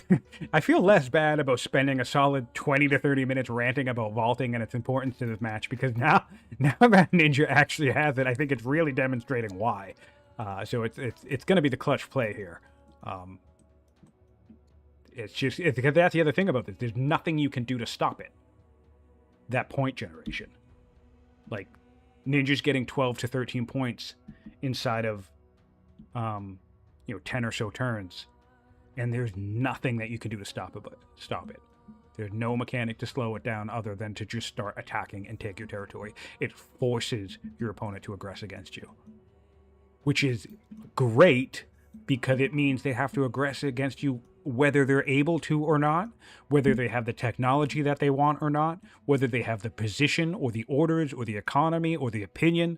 So you can literally just put someone into a position where they have to fight you or else they surrender. Latin sail as well. Ninja is going all in on a hold the sea approach. Settle, vaulting, Latin, hold. His big vulnerability at this point is going to be Celsi. But even in that situation, I think that buys Alcaraz time, but does not secure the game. Alcaraz needed to take his ortho rush capability. I'm calling it right now. This is what cost Alcaraz the game. I laid it out like over an hour ago. He could have rushed 3 ships. On the next turn, he could have rushed another 3 ships. On the next turn, he could have rushed another 3 ships. He would have had 12 ships in the ocean, because he already had 2 or 3 in the ocean. And he could have swarmed this island with absolutely nothing Ninja could have done about it. And then started taking this territory. He sat on his hands. He sat on his advantage. Really, really unfortunate. He's not out of the game yet. But taking Celsi is on the table. I do not yet know if that will be enough. Fortunately, since Ninja's just expanding this territory now, if Alcaraz can take Celsi and advance, he has such solid defensive disposition, it could theoretically be possible that Alcaraz could continue to conquest down the southern coast and buy himself more time. I'm not sure how feasible that could be. But I mean, he's going to lose once all of these ships become Dromans. I just don't know why the hell you're building onagers. Like, what are you doing? Sorry, buddy. I love you. Onagers. Like, what the fuck are you doing, dude? You can't sit here and win.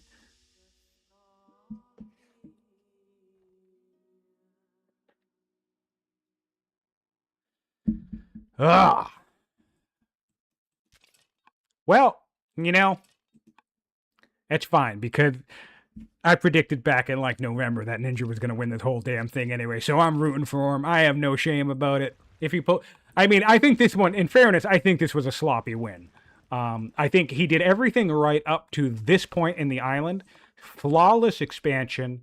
Really, really great map pressure control. I think it really was a sight to watch. If you missed the first half of this game, part 1 of this game, I actually highly recommend you go back and watch it and just watch Ninja expand. I think he did pretty much everything you would want to do correctly while expanding. I think it was from the moment he settled this city that he fumbled a little bit for about 20 turns. I think he should have done a better job of getting the econ online. I think he should have grabbed vaulting sooner. And this is nitpicking, right? He still plays a fine game. But definitely it doesn't feel like a flawless game. But that's one of the things for Ninja. Like, we all have our weaknesses, right? And I think Ninja struggled a little bit on the mid-game transition into the end game. He's such an explosive powerhouse of a player, where he comes on so strong and so fast that games for him often end in 70 turns or less. And as a player who I'm often in a similar position. I'm ending games in 70 turns or less. I have to say, it becomes complicated when you end up in a 120 turn game because you're just not used to that tempo. You're not used to that momentum. You're not used to certain mid game decision makings where it's like, well, you hit all your notes, you did everything that you're used to doing, but wait, the game's not over. In fact, it doesn't even look like you're doing that well. It looks like you're running even, or your opponent is doing better than you. So then it becomes this really awkward question of, well, now what? And it can be easy to not have a lot of practice in that kind of bored state, if you want to call it that, if you're good enough that you're consistently ending games early. And Ninja consistently ends games early. So I think that leads to a bit of a mid-game handicap, if that makes sense. But nope, game is definitely his to lose at this point. Alcaraz needs to make a decision. He needs to make a decision fast. And unfortunately, that's my thing. I'm not seeing onagers as the things to do it. Like, if you're going to go full siege, fine, but bring on the ballistas and start chunking through shit and get in there.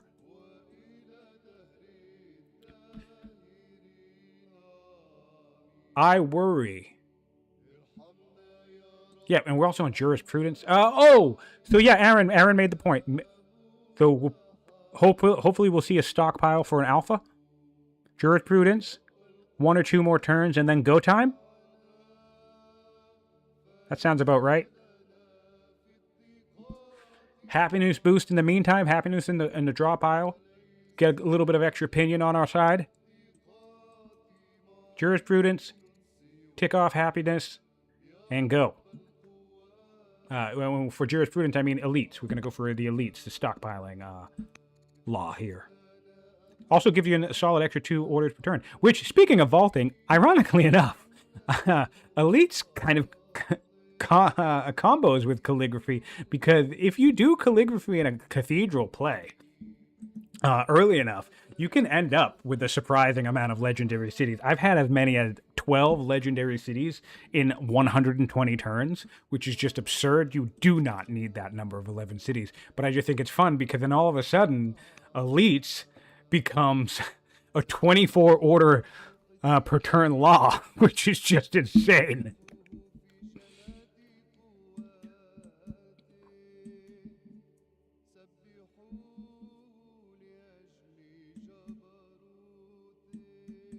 Persia's finishing up their turn. 1 order left. I mean, the science is still so impressive. I'm really happy with this, though, because, like, Alcaraz really can get carried away. But they're pretty much neck and neck. You know, just 20-point difference, 25-ish point difference with Ninja on the back end here. But Alcaraz is playing catch-up. Ninja has 4,000 science. But then, same thing. Kudos to Alcaraz. This is like such an impressively even science rate between these two players. Very different styles. You had one rapid Rex building units. We saw Ninja building units for like 8 turns at a time, 10 turn. Excuse me. Biremes. Oh, we're going to come to an end here. That is an unfortunate reality. We'll get our conclusion tomorrow.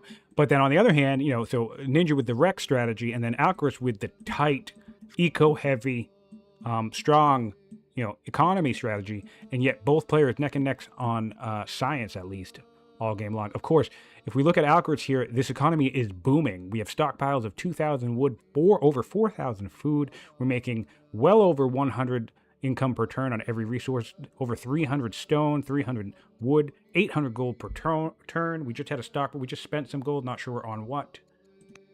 We are getting happiness boost next. That does make sense. Do we have Holy War? We don't. Happiness boost, that does make sense. That's going to help us out. We do not have the civics to adopt a law yet, so hopefully maybe 2 turns away from an act. Solver said I refuse to wait until tomorrow, make them continue. Yeah, it would be nice if I had that authority or power to do that. It would be nice to be able to be like, guys, you really only have about maybe 40 minutes left of game time. But at the same time, I know what it's like to lose steam at the end of a session, and we're coming into that final stretch.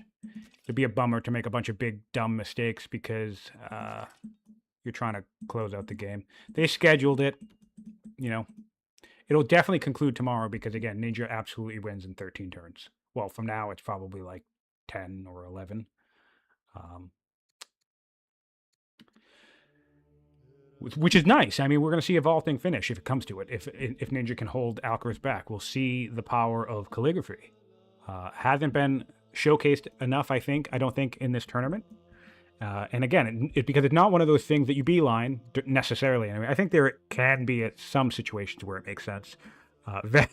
Very specifically, saging into architecture as Greece is probably the case. Because then what happens is early cathedrals helps your order issue as Greece. That's the other thing. It's just the only flaw there is that the economy is super stone intensive because cathedrals are like, what, 100 stone? Yeah, they're 100 stone per. Still, though, not a bad way to recoup that order econ as Greece. But yeah, anyway, not something you necessarily beeline, but it is something you can build a strategy around. You know, a rapid Rex into defensive terrain, defensive posturing, and a calligraphy timer on your opponent can really make your opponent sweat. Because if your opponent is used to just sitting here building up, being slow, you could really pressure them to work outside of their comfort zone because you're putting them on your timetable, not theirs. You know, Alcaraz at some point is going to have to attack Ninja, whether it's a good idea or not. Whether he has the orders, whether he has the opinion, whether he has the units or technology, he's just going to have to do it or succumb to defeat. So, calligraphy is powerful, vaulting is strong, but difficult to leverage. So, cool to see it happen. 4 turns away from Latine Sail for Ninja. He has triremes. See, now we're seeing some biremes come out. Too late, too little too late, my friend, I think. Too little too late. I want to take one check on our friend Alcaraz and see where we are. We still don't even have, we don't even have metaphysics. So it's not even like we can upgrade into triremes in the next, well, I mean, I guess with 1 turn metaphysics. With 1 turn metaphysics,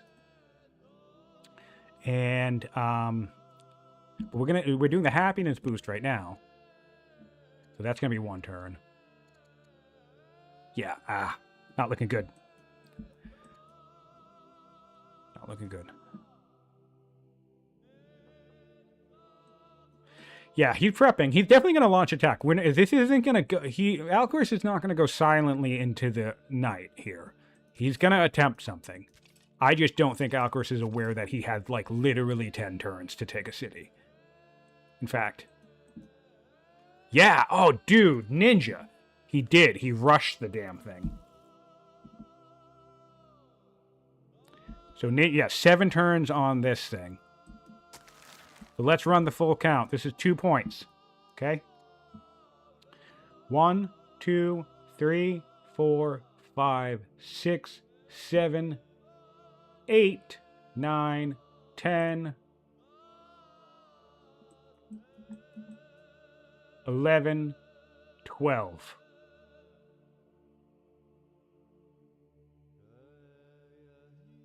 That gets us to 64. I'm missing something. 1, 2, 3, 4, 5, 6, 7, 8, 9, 10, 11, 12, 13. Yeah. All right. So no, we have the 15 points. I didn't count correctly. So yeah, 15 points in 10 turns. That's what's happening. We settle this. Well, actually, it will be whatever threshold this city gets settled. So once this city gets settled, do we have a settler? We don't yet. This needs to get cleared and settled. It will be 10 turns after this city gets settled. No new wonders under construction for Ninja. He could build a Colossus, but settling this site and with the vaulting, with the calligraphy, it actually would probably be faster as long as we have a settler coming down the pipeline. We 2 turns to that. This will probably be cleared in about 2 turns because he has enough shit in the area. So that does plenty of good damage. So yeah, that would, let's call that generously 3 turns to settle, so then another 10 turns to level up. So from this moment, Ninja is when Ninja wins in 13 turns. Because everything else is coming online within 10 turns. And then this city needs to get settled before it can be 10 turns away from leveling up off of calligraphy. So that's about approximately a 12 to 13 turn timer for Alcaras before Ninja completely wins. All right, and that's where we're at. We're going to do one quick recap for our major yields here. Science rate, as we know, is pretty even neck and neck. Orders rate, pretty even neck and neck. Again, very impressive. Let's not forget the fact that Ninja has 21 cities. Alcaras has 9 cities. So I will have to give kudos to Alcaras here, and I hope you do as in chat, or if you're watching after the fact. Win or lose, this has been an absolute testament to the tall versus wide dynamic. I think at least the mid-game threshold of this game, Alcaraz absolutely had a win accessible to him. And of course, he's still not completely out of the game just yet. Of course, the window is closing tighter and tighter with every passing turn. But I just really can't stress enough how amazing Alcaraz is managing of only 9 cities to 21. And generally, his empire is better. He has a stronger economy. He has just as good science, just as good orders, better opinion. So kudos to him. He has more workers and I believe also even more improvements, right? Yep, Alcaraz has 260 improvements to Persia's 187. So it's not about the size of your empire, it's about the quality. And who knows, maybe if Alcaraz can actually pull off the win here, that will be a testament to the fact that sometimes the quality empire is actually better than a larger one. Of course, we are now up against the might of calligraphy. So Alcaraz may not have enough time to show off the strength of his empire. But we will find out tomorrow. Thanks for tuning in, everybody. Thanks for being with us live. If you're watching after the fact and you're still here, please give us a like, subscribe, go to the Mohawk YouTube channel, follow the official playlist, and also hop on Discord and say hello. If you want to chat about the tournament, the game, or ask any questions or learn things, we always love to talk to new people and hang out. I'm Scientific. This has been the Old World Community Tournament.